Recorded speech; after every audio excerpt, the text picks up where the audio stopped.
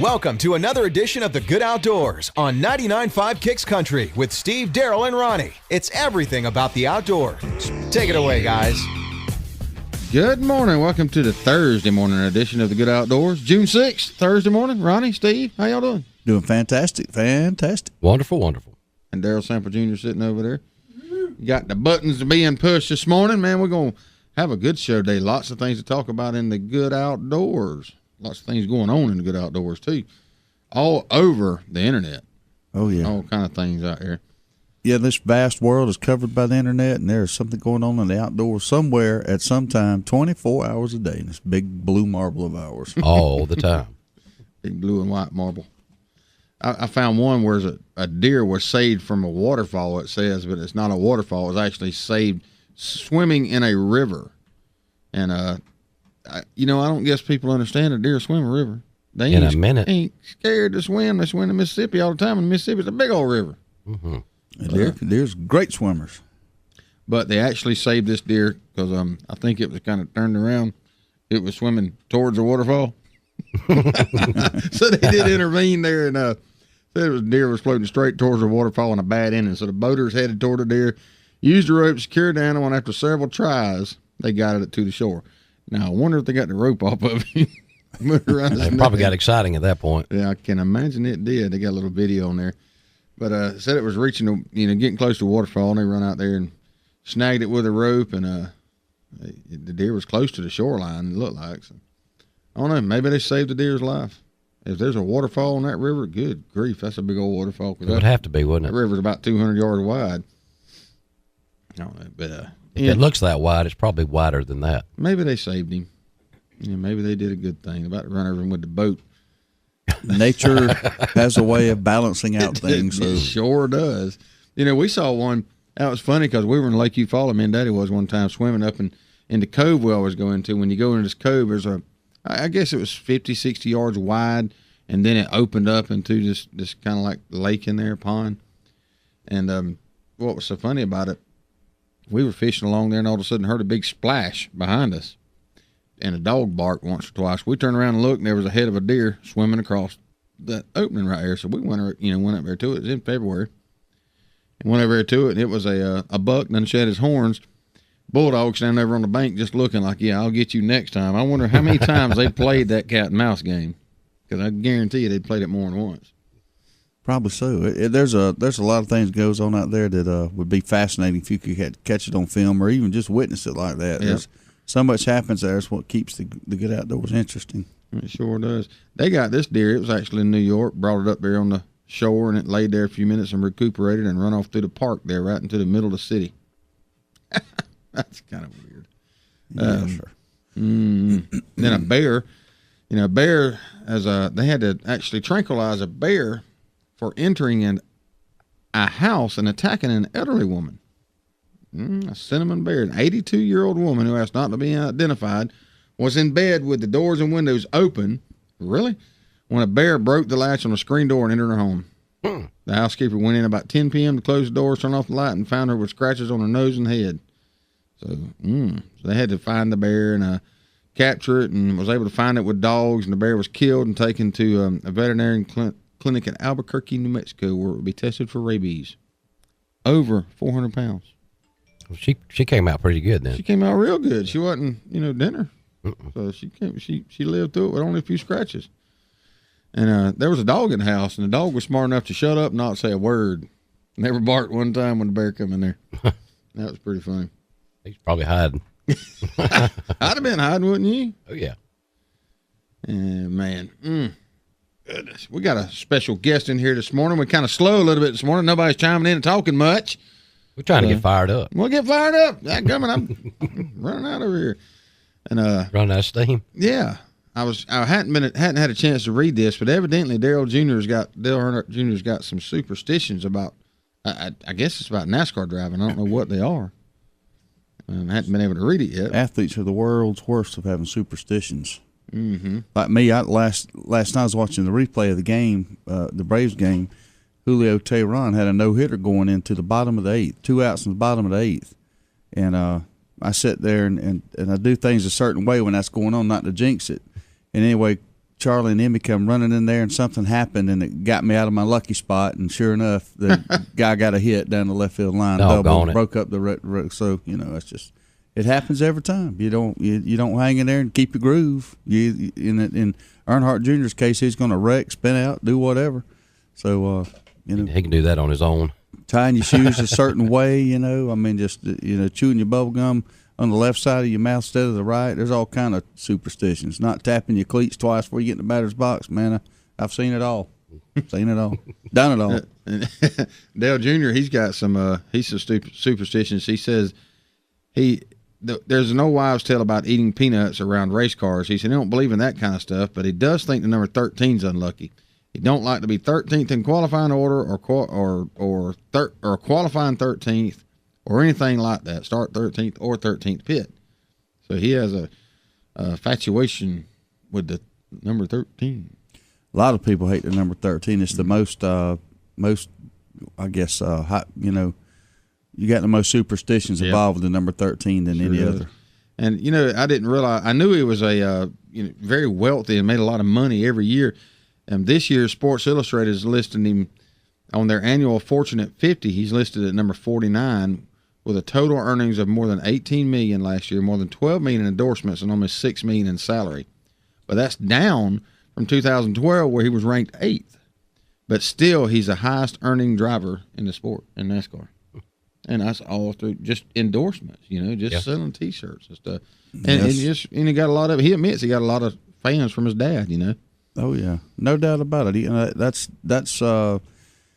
I stopped short of saying he's riding Dad's coattail. I mean, he's still a talented driver, and he has to get there and do it on the track. But he sure had a leg up, because of his name. I don't think anybody could doubt that. But NASCAR is a very fascinating sport to me, especially NASCAR. You can be extremely popular and never win, or hardly ever. I mean, people's got their favorite people, favorite drivers, and they stick with them through thick and thin. And I guess baseball, football, basketball, I guess it's the same way. I can honestly say, I mean, I'm a diehard Atlanta Hawks fan, and they've never won a championship to my knowledge. And of course the years with the Falcons and Dallas Cowboy fans right now. It's been a while since they've been up. They're kind of down now. So I don't know. I guess it's about the same in every sport. Now that I think about it, it is. You got diehard fans that are just always be fans forever and ever, and never give up on on their team, no matter how bad they get. Hey, we got a call coming in. Let's go ahead and take it this morning. Good morning, caller. You're on the Good Outdoors. Good morning, guys. How are y'all? We doing good. Good. Y'all show is so good that, and so many different people listen to it.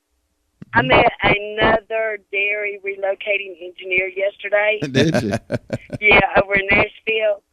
Y'all show, because it does deal with the outdoors, y'all bring a lot of people together that normally wouldn't deal with each other because of race or social status or whatever. And the one thing everybody has in common is y'all, the Good Outdoors. The Good Outdoors. The Good Outdoors. It sees no color, does it? It doesn't matter where you're from, ethnic backgrounds, or what walk of life. You can enjoy the Good Outdoors. It doesn't matter if you're a millionaire or struggling to pay the light bill. Everybody can get out and enjoy the outdoors. Red or yellow, black or white, you're precious in our sight. Yeah. See, I fall under the category of struggling to pay my light bill. Yeah. That's the category I fall under. We're all there. Good. Yeah. All just common folks. I don't struggle to pay it. I just don't pay it. We're all common then folks that's except wrong. for we're all common folks except for Stevie. He's a little uncommon, but we still love him. That's right. Yeah. Well, I just wanted to tell you, it's a lot of people out there that they wouldn't interact with each other, mostly because of social status or how they were raised because of race and stuff. Yeah. And y'all show really does bring people together, and it gets people to open up and give other folks a chance just because of the Good Outdoors. Oh, we appreciate that. We appreciate you saying that. It makes us feel good. It makes us know that we're doing something right. Yeah. A dairy relocation engineer, huh? You met one yesterday. Yeah, over in Nashville. I said, "Are you the one that called in about the buttermilk?" He said, "No, that was Scott, but we all listen to the show." I said, "That's what's up." That's funny. Yeah, milkmen and bread men and donut delivery guys, mail, paper carriers, everybody that's up this time of morning. There's a whole life going on out there at this time of day, and we're glad to be in their lives. Yeah, and y'all make us laugh, though. We try. Yeah. Yeah. Well, sometimes we try, and sometimes we just naturally happen to say something so stupid it's funny. Well, I just wanted to tell y'all thanks a lot. We appreciate it Wanda. very much. Hey, tell Ricky Carter to wake his butt up. I think you just did. All right, y'all have a good one. You too. All right, man. We got another call coming. We'll go ahead and take it. Good morning, caller. You're on the Good Outdoors. How are you? Good, y'all. We're doing good. How are you doing? David! Hey, guess what, man? What? Are you going to be listening all morning? Yeah, I plan on it. I thought he was going to ask if he's listening now. We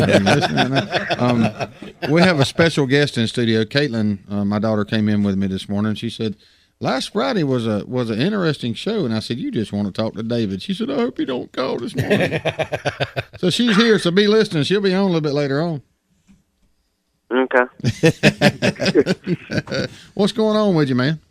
Nothing. I just got back from Florida. Back from Florida. We were asked, I think yesterday we were wondering where you were at. You hadn't called there, so now we know why. What'd you do in Florida? Vacation? Yeah, went to the beach. Good deal. The Get beach. sunburn? Yeah, probably. Nope. That's good. The beach is a great outdoor activity. Yeah, till you get lobsterized. Or jellyfish fied. Yeah. Hey, what part of Florida did you go to? Daytona. Daytona. Was it crowded? Was it busy down there? Yes. Good deal. You didn't see no good-looking girls, did you? I don't know if you can get anywhere. A lot of people, huh? Yeah. Yeah, hard to play Frisbee on the beach at Daytona this time of year. That popping somebody in the head. Yep. Well, you can play it. I just don't know if you'll get in a fight. Yeah, that's true, too. All right, my man. We appreciate you listening this morning. I'm sure we'll be talking to you again this morning. All right. All right, buddy. See you, man. Young David, we like to call him, 16 years old, listens faithfully to the Good Outdoors unless he's on vacation in Daytona. That's right. Hey, we're going to take a break. We'll be right back here on the Good Outdoors. Thanks for listening, everybody. Here we go again. Every time there's a food plot to be planted, Darrell's nowhere to be found. You see him, Ronnie? He's probably in the truck eating a dang sandwich. I'm sitting right here by this tree, and they don't even see me. Man, that Real Tree AP was designed to blend hunters with their surroundings, not hide them when it's time to work. I'm so hidden, the scooters can't even find me. Okay, Darrell, come on. We got to get this stuff planted. What's that? Hey, stop it. Real Tree. It's so real, a coyote might pee on it. Serves you right, you slacker. The grill might be in storage, but that's what campfires are for. And the backyard party is on hiatus, but that's because everyone is tailgating. Only the seasons change, tastes don't, and when you've got Bud Light Lime, you don't need summer to have a good time. It's the superior drinkability of Bud Light with a splash of 100% natural lime flavor. Look for a Bud Light Lime and find your summer state of mind anytime. It's in the lime. Anheuser-Busch Bud Light Lime flavored beer, St. Louis, Missouri. What in the world is that noise? Sounds like the transmission's about to come out of my truck. Transmission? Sounds like Alien versus Predator under there. Let's get it to Ronnie at Eagle Auto Repair. Ronnie, I got a problem. Problem? It sounded like Superman fighting the Incredible Hulk. No, it was worse than that. Come on, man. This is for real. I ain't got the money to be fixing no big problem. Chill out, dude. You're at Eagle Auto Repair. You know we'll fix it right and as inexpensive as we can. We only use quality parts, and my guys are some of the best trained technicians in town. Yeah, but can they stop a fight between Godzilla and King Kong? Because I'm betting that's what they're going to find under there. Eagle Auto Repair. 321 Lakes Boulevard, Lake Park, Georgia. Jones Welding and Industrial Supply has been serving South Georgia and North Florida for over 3 decades. With 9 locations in the South, Jones Welding and Industrial Supply is a full-line distributor for all welding and industrial supplies. The Jones mission is to provide quality products at a competitive price in order to supply the best service available. Jones Welding and Industrial Supply has built a reputation for good, honest, old-fashioned service. For a location near you, visit www.joneswelding.com. Jones Welding and Industrial Supply is a proud supporter of the Good Outdoors. It's that time of year. People everywhere will be scrambling to find somebody to take care of filing their taxes. Fast Tax and Bookkeeping at 1407 West Hill Avenue, Suite Q has a quick turnaround time and the knowledge to prepare your taxes properly, making sure you are getting what's due. With $25 1040 EZ filings, electronic refunds in a flash, military and college student discounts, and fast and friendly service, drop by and see Lisa Griffiths and the gang at 1407 West Hill Avenue, Suite Q, or give them a call at 229-253-0181 to schedule an appointment. So you need a car, truck, or SUV? Look no further than Midway Auto Emporium at 4189 Bemis Road, Valdosta, Georgia. Cameron and Melissa Tucker has been serving the Valdosta area for over 7 years now. They are a family-owned and operated local business with hometown values and still believe in handshake deals. With a great selection of used cars, trucks, and SUVs, with a Carfax report on every one of them, along with bank financing at all credit levels and interest rates as low as 1.85% with approved credit. 4189 Bemis Road, or visit their website at midwayautoemporium.com. You're listening to The Good Outdoors with Steve, Darrell, and Ronnie on 99.5 Kicks Country. Now, let's get back to the fun. Welcome back this morning. Good Outdoors. Man, we got it going on. You know, a good thing has come out of The Good Outdoors. There's a 15-year-old been revived after being underwater for 30 minutes. Wow. Yeah. He's just still in critical condition. He's not nowhere out of the woods yet, but it's amazing. An Oregon teen didn't know how to swim, was listed in critical condition Tuesday after being underwater for more than 30 minutes. That's amazing. Yeah, he was rescued by a dive team and a Sheriff's Marine Patrol Monday evening after he leaped into the river. And they said they were down on the dock and they were all in the water and they knew he couldn't swim, and he said he couldn't, you know, and they thought he was joking. And they were, as they were getting out, he jumped in. I guess, you know, it's kind of peer pressure. I'm sure they were probably, you know, messing with him some, but he didn't come up for 3 minutes. Said 3 teenage boy tried to retrieve him out of the water, but he kept crawling over them, proving too heavy to be lifted out of the water. So, you know, a drowning person is a bad thing. They'll panic, panic in a heartbeat, and I'm sure that's what was happening. But he went in the water, and they called. He'd been in the water for about 3 minutes when they called. And they said law enforcement was on the scene within 10 minutes, but it took 20 minutes for the fire department's rescue dive team to get there because they'd all just been let off work, and a lot of them are volunteer anyway. They got a boat and got it assembled, and they pulled him out of the water, and they loaded him back up, and they immediately started CPR and put him in ambulance, and they hit his chest with AED to shock him back. And when they showed up around 7:50, they loaded him in and took him straight to the Portland thing, but he was actually, you know, revived. He's in critical condition. They don't know anything from there, but yeah, he's gonna probably have some. Yeah, he's never gonna be right. Probably in brain wise. But they don't think any foul play is suspected. But you know, swimming with a life jacket, guys, there's nothing wrong with it. If you don't know how to swim, you can go out there with a life jacket, and you can swim. You can stay on top of the water. It will save your life. Yeah, you know, and there's nothing. I see people all the time in different swimming parks and different places with life jackets on. I put one on Mackenzie last time we was at Wild Adventures out there and took her out in the wade pool to the deep end. She didn't go under. She, you know, she stayed, and she enjoyed that. It taught her, and it's teaching her how to swim as she get, you know, and she pretty much can swim now, but it's teaching her that, you know, she knows she's got to have that life vest on. Yeah, nothing wrong wearing a life vest at all. There's a big push. You know, you need to wear it every time you're out boating. You never know what's going to happen. So, well, if you don't have the money to buy a life vest, you can now call the winner of the $590 million jackpot because she has finally stepped forward and claimed her prize. Yeah. Tell us a little bit about her.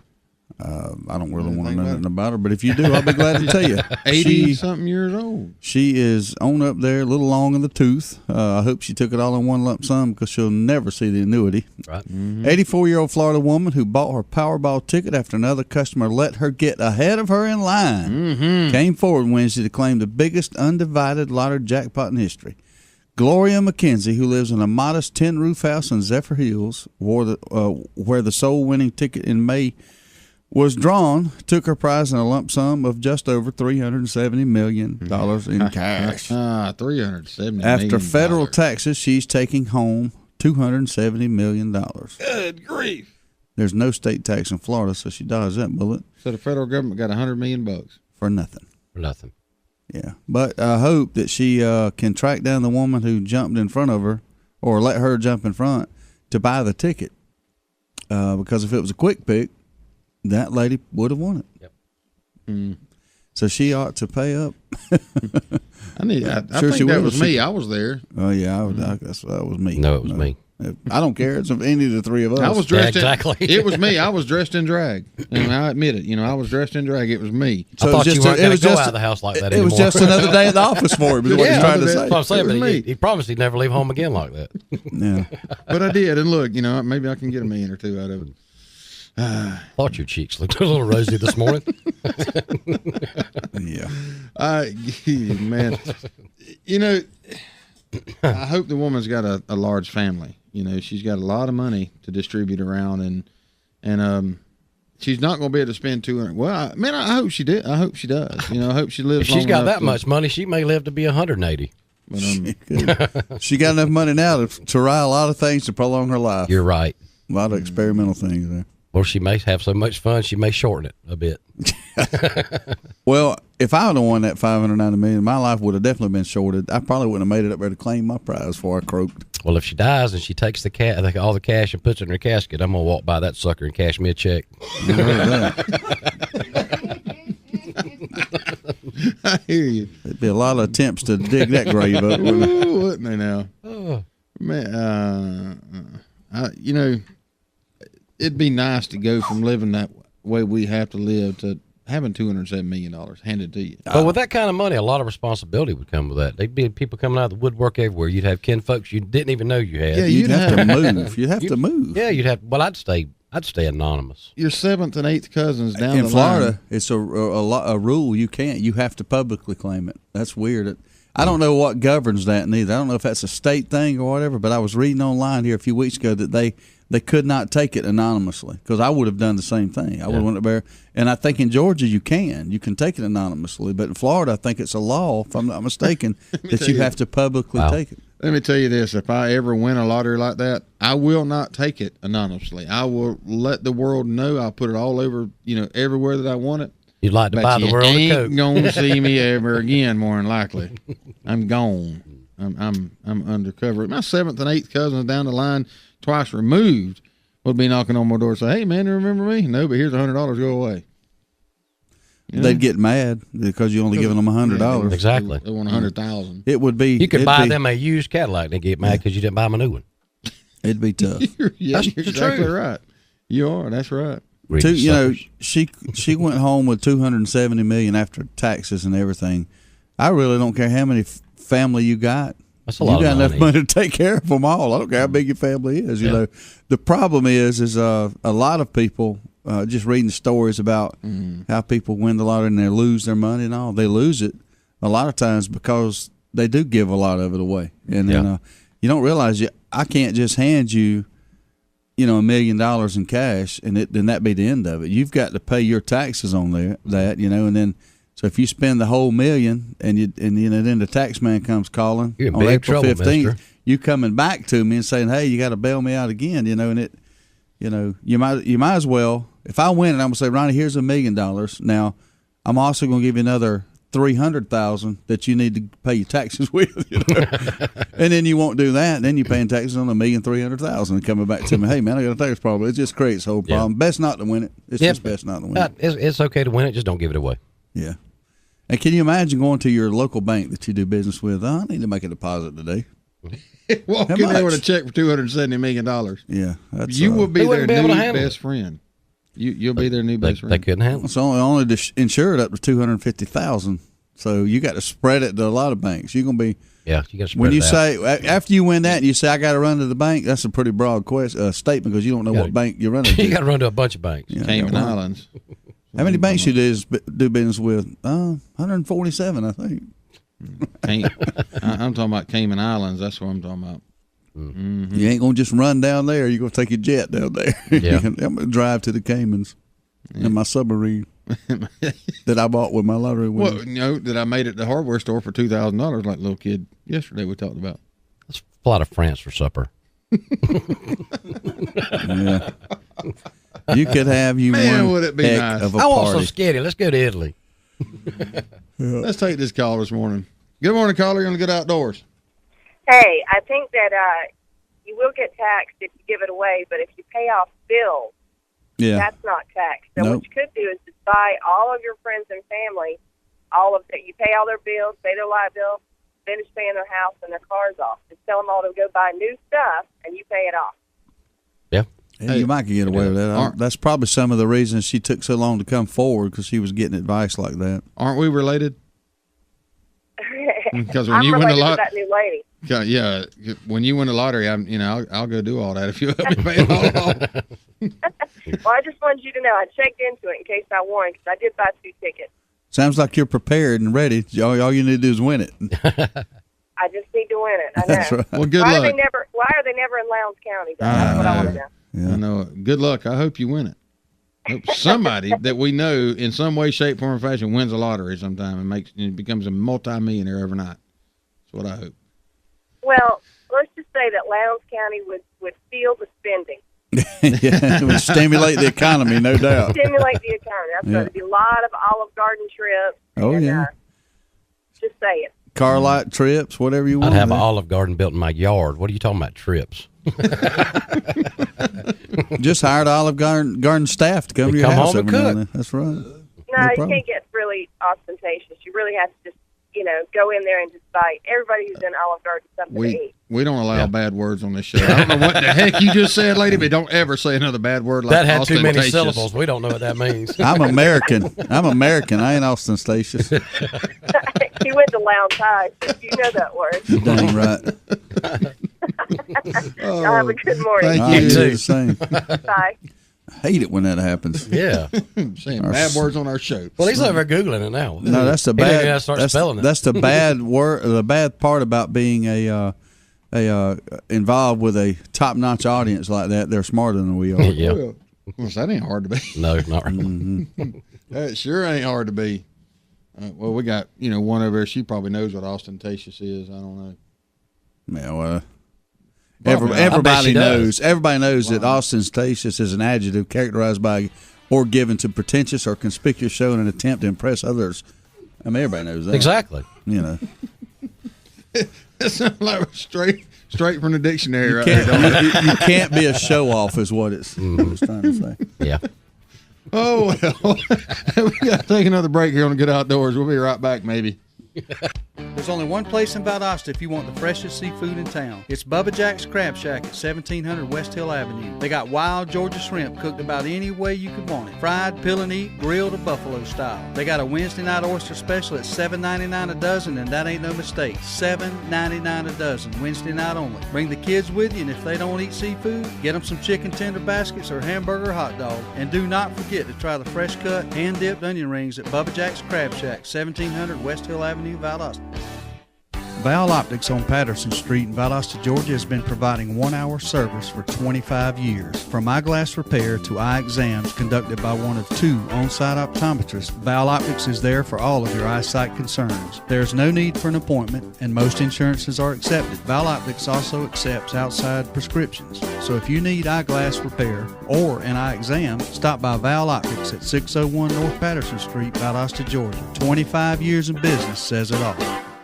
Service. It's a very simple word, but you'd think it's French. At Deep South Sanitation, our service will never be questioned. We are there when we say we'll be there. If there's a couple extra bags by the can, we pick it up. Deep South Sanitation don't care if the lid won't close. All the more reason to dump it. If you're elderly or disabled, the Deep South Sanitation team will get your can, dump it, and put it back. If trash blew out, we don't leave it, we pick it up. Keep the money you pay for sanitation services local by supporting Deep South Sanitation, a locally owned business. Call Carrie Scarborough today at Deep South Sanitation, 229-559-0200. Hey, this is Judd with T3 Outdoors. Did you know that T3 Outdoors buys, sells, trades, and consigns used guns? We need your used guns. T3 Outdoors has a huge selection of turkey gear, from mouth calls, box calls, decoys, and ammo. T3 also has $8.99 sweet fee. We also have new spring Under Armour, Guy Harvey, and AFCO shorts. T3 also carries knives, Yeti coolers, boots, Costa sunglasses, and more. T3 Outdoors is locally owned and operated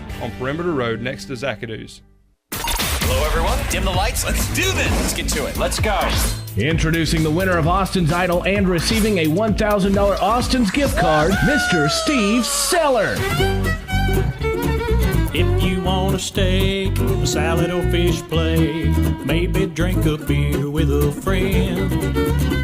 Come in as you are, it ain't just a bar. At the SCC, the good times never end. A basket full of peanuts, and the best part is, it's an addiction you never have to quit. If you need a break, come along with me to Austin's Cattle Company. Oh yeah, to Austin's Cattle Company. Austin's would like to thank everyone that participated in the contest and helping Austin's to remain an addiction you never have to quit. Congratulations to our winner and thank you from Austin's Cattle Company. It's the Good Outdoors on 99.5 Kicks Country. Now, let's get back to the fun, talking about everything to do with the outdoors with Steve, Darrell, and Ronnie. Welcome back this morning to the Good Outdoors. We're talking about all kind of things outdoors this morning. They are catching a hard time over in Germany right now with all the flooding. Really? Like what we went through the past few years and going through now in the Mississippi River. But I've been looking at some of it. They're plucking people from the rooftops by helicopters. Cars are being swept away. You know, highways are disappearing under muddy waters, and it's a bad time over. The Czech Prime Minister, he says, it's not over yet. There's still tough moments ahead. He has pledged 5 billion coronas to make things get better. 500 coronas? 5 billion. 5 billion coronas. That's 250. That'd probably get us through the weekend on the beach, wouldn't it? That's actually $250 million for cleanup okay. work. It's Corona, I think it's actually Corona. And I was like, really? Coronas? Really? They're going to drink the problems away? Germany does drink a lot. Like that song back in the 80s, my Coronas? Yeah. Yeah, my Coronas, you can't drink a Corona without a lemon or a lime. No. They said anti-flood measures have been working well, but when you get that much rain, you know, floodwaters are reaching levels not seen in 500 years. That's something like we experienced a few years ago here in Lowndes County. Yeah. It's happening all over the world, and yeah, Darrell Sanford Earth is shrinking. Wow, that's a new theory. Shrinking? That's what he said. It's like global warming. You know, things shrink when you get them too hot. One good thing about it, I heard yesterday, if you graduated high school during these past couple of weeks, and you were born, about 18 years ago, roughly? Yeah. There has been absolutely no global warming in that entire time span since you've been alive. They're starting to talk about global cooling. Yeah. Actually, is what they're doing now. That's just crazy. Yeah. That's crazy. They don't know what the hell's going on. Yeah. Al Gore, he was big on global warming and all that mess, and then he has this big compound out in the west somewhere, wherever it is, that is just his light bill per month is thousands and thousands and thousands of dollars. Yeah. But yet he's big on global warming. Man, I just glanced up at the monitor there, and it looks like a storm's coming straight through us. It is. It's going to come right over us today and tomorrow. Oh, man. I didn't know that. So how much water we're going to get out of that? L-I-B. L-I-B dog. What is it? What is it? We got a call coming in. Let's take the call. Good morning, caller. You're the Good Outdoors. How are you? Good. How y'all? We doing good, man. What's happening? Not much. You done swapped over to the dark side. You went Yeti on us, didn't you? Oh yeah. I got to try it out. But boy, do you know how many bags of ice you could have bought for what you pay for that cooler? You're right, but I won't never have to buy another cooler if it's as good as they say it is. It ain't. It ain't. Yeah, it is. It's good. It's, we got one. Of course, I did not buy it because I would have never spent that kind of money on it. But it is. It's pretty impressive. I don't know that it. I don't know it does everything they say it does, and I think the conditions are highly dependent on its success. But I can tell you this much: if you put a bag of ice in a standard igloo cooler bought from Walmart, and you put a bag of ice in a Yeti, the Yeti will last way longer than the other cooler. So, I got 20 pounds I put in it yesterday. Mm-hmm. When I first got the thing, and it's got a good bit of water in it right now. Yeah. So did you read the directions and break it in and all that like you're supposed to? No, I don't do the breaking in. I don't break in a cooler. Well, then that's why it ain't working. You got to read the directions. It's if you got don't, an instruction manual, man. Oh, I know. I told my wife, I said, that's probably the stupidest thing I've ever heard of for a cooler.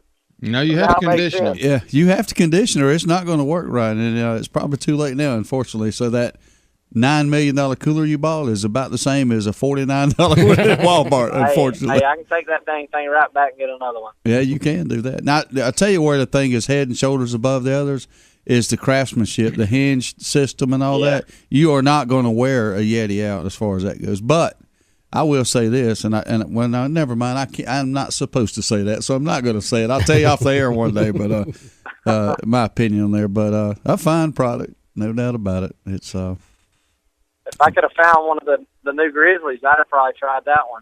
What is the one that T3 carries, that line? Yeti. Well, they got Yetis, and they've also got another line. Huh?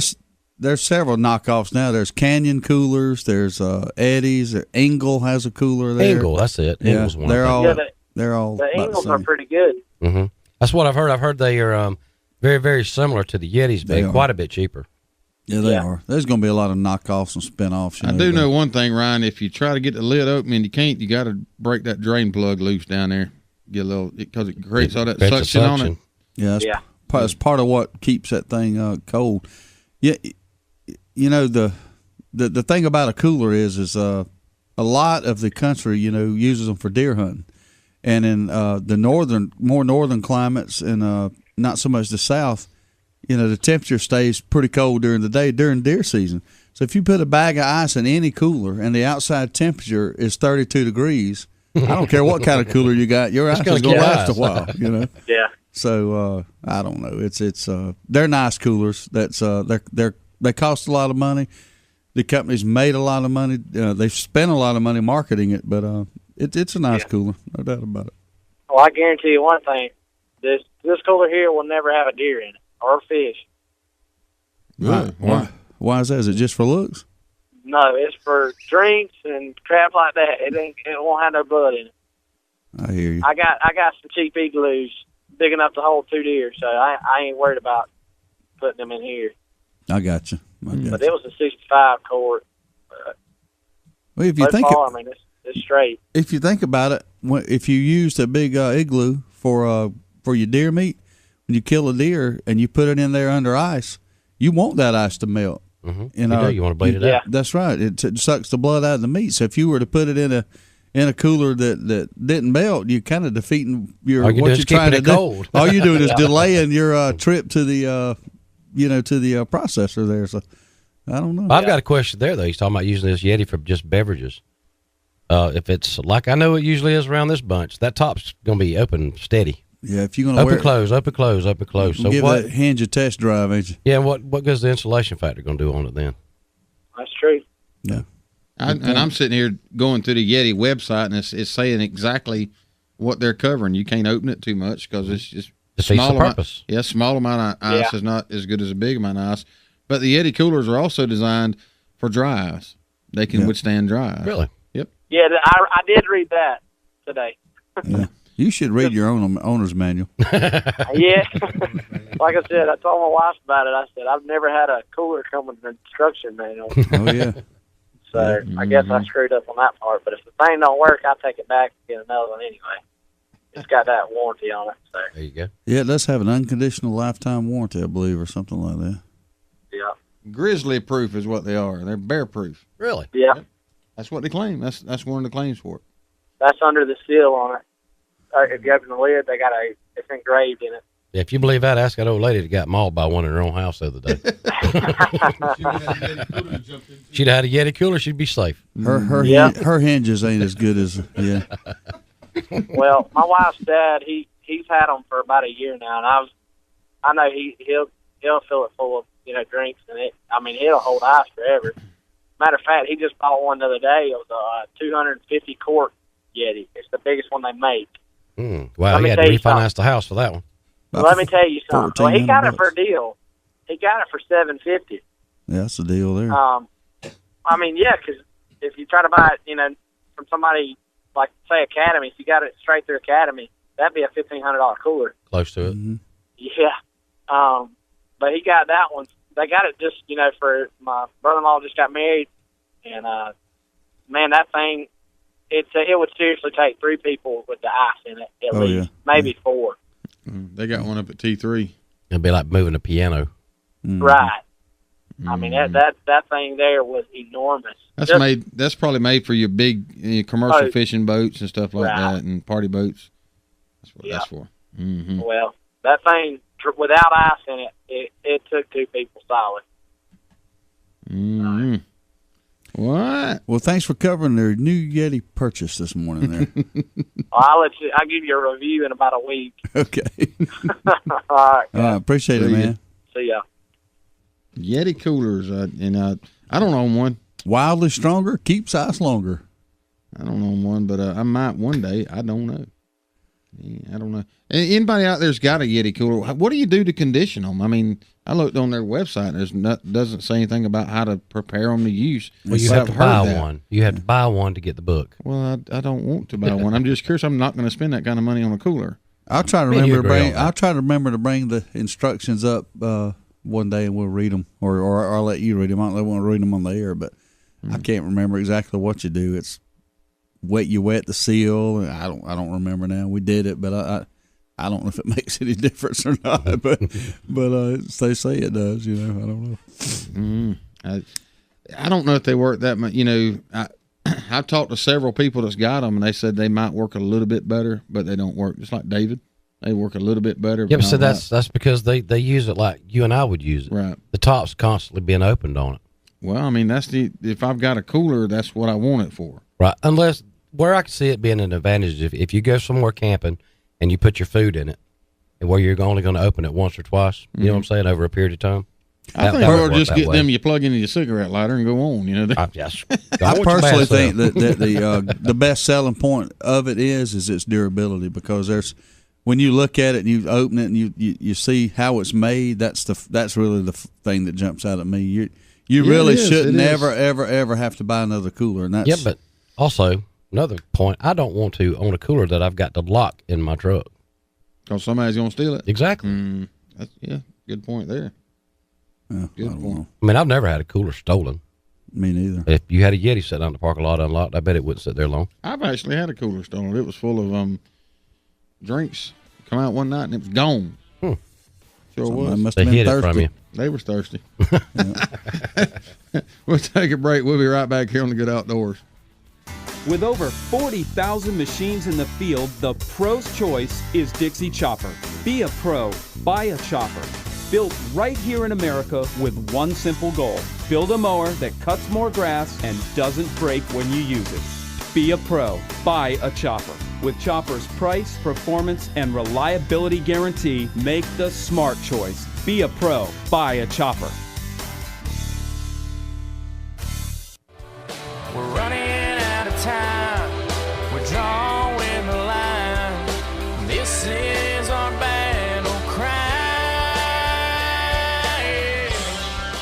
Huntin' is Good TV is an action-packed hunting show with a mission to secure our hunting heritage. Join Steve Nichols, Trey Weatherington, and Neil Armati each week as they hunt across the U.S. and Canada with pro athletes, actors, wounded warriors, kids, and regular old Joes who know hunting is good. Huntin' is Good TV airs on Pursuit Channel and is available on Dish Network Channel 240 and DirecTV Channel 604. For more info, visit huntingisgoodtv.com and follow on Facebook at facebook.com/HIG TV show. You can also use your high-speed internet connection to watch online by logging on to filmon.com at the airtimes posted on our website. And remember, hunting is good. This is our battle cry. Justamere Farm is a full boarding, training, and lessons facility conveniently located on Valdale Road in Hayhire. Justamere Farm offers a facility like no other in the area with many amenities to meet all your equine needs, whether it's riding, training, or boarding. If riding is your passion, Justamere has you covered with an indoor arena, a large lighted outdoor arena with an alleyway, a large jump course arena, a round pen for training, trails, and access to dirt roads. Private and shared lessons are available, so give Justamere Farms a call today at 229-460-2331. So, Dawson, is Dad still ill about you calling him out on his shooting ability? I don't think so, but I have seen him on the range a lot more lately. Dad always says practice makes perfect. That's what he says, but I don't think it works for adults. Why do you say that? Well, from the look of the scorecard, it's making it worse. Dawson, bring me some more shotgun shells. Okay, Dad. If you need some practice, come by Southwind Clays and Quail on the Quitman Highway just past the river headed towards Quitman. With a top-notch clubhouse, a 5-stand, sporting clays range, as well as a rifle and pistol range, Southwind has what you need to succeed. World-class quail hunting is also available with some of the finest bird dogs around. Dad sure shoots a lot. Yeah, if he keeps this up, Mom's gonna be mad. Why is that? Because he's spending all Mom's shopping money on shotgun shells. It's the Good Outdoors on 99.5 Kicks Country. Now, let's get back to the fun, talking about everything to do with the outdoors with Steve, Darrell, and Ronnie. Welcome back to the Good Outdoors. We done got off on a cooler binge this morning. We sure have. And talking about how to prep your coolers and different things. I've been reading on the internet, and it goes with any cooler. You pre-cool your cooler. You get it cooled down to where it's not in the sun. It'll hold ice longer when you put ice in it. And believe it or not, use quality ice. And Darrell Sanford Jr., when I said that, he said, ice is ice. I said, no, really, it's not. You got ice, water freezes at 32 degrees. But if you've got ice held just at the freezing point, right when it comes out, it immediately starts melting. I mean, it'll melt at a faster pace because it doesn't take as much. But if you go somewhere and you get ice that's sitting there froze down to, say, 10 degrees or 5 degrees, then it's actually going to hold itself and hold its form better. And that's what they're saying. Warm ice near 32 degrees is typically wet to the touch and dripping with water. Cold sub-zero is relatively dry and will last substantially longer. So you think about that. Take blocks of ice. Just, people take milk jugs, freeze milk jugs. That ice will last longer than small little cubes of ice. Freeze or pre-chill your contents. If you got you're gonna put a 12-pack of Cokes in there, put them in the refrigerator first. That actually helps. And more ice is better. A small amount of ice is not as good in any cooler, but the more ice you put in one, the better it is. And last but not least, dry ice. Yeti coolers are dry ice compatible and can handle extremely low temperatures, minus 109 degrees. That's cold. Yeah, don't reach in there and grab that cold drink. Shoot, no. Me and Scott, we was going to Ludowici one time, and we took a big 48-quart cooler and went and got some dry ice. Well, you know what it done to that cooler? Exploded it, probably. It broke it. Mm-hmm. It broke the cooler. It sure did. So the next time we done it, we actually took cardboard boxes, and we made our own dry ice. I'm not going to go into how we done that or where we done that in Valdosta, but put it in that cardboard box, put the cardboard box inside the cooler, and it actually helped. Lasted longer. It was pretty good. Mm-hmm. Gun control news in the news there. Maryland sheriff has declared the state's new gun control law unconstitutional and is asking county officials to support selective enforcement of the measure. Very interesting term there to me, selective enforcement. The Cumberland Times News reports that Garrett County Sheriff Robert Coley voiced his opinion to the law at Tuesday's county commissioners meeting and presented the panel with a resolution he says protects citizens' right. I believe that the Maryland Firearms Safety Act violates the Second Amendment to the United States Constitution that clearly states the right of the people to keep and bear arms shall not be infringed.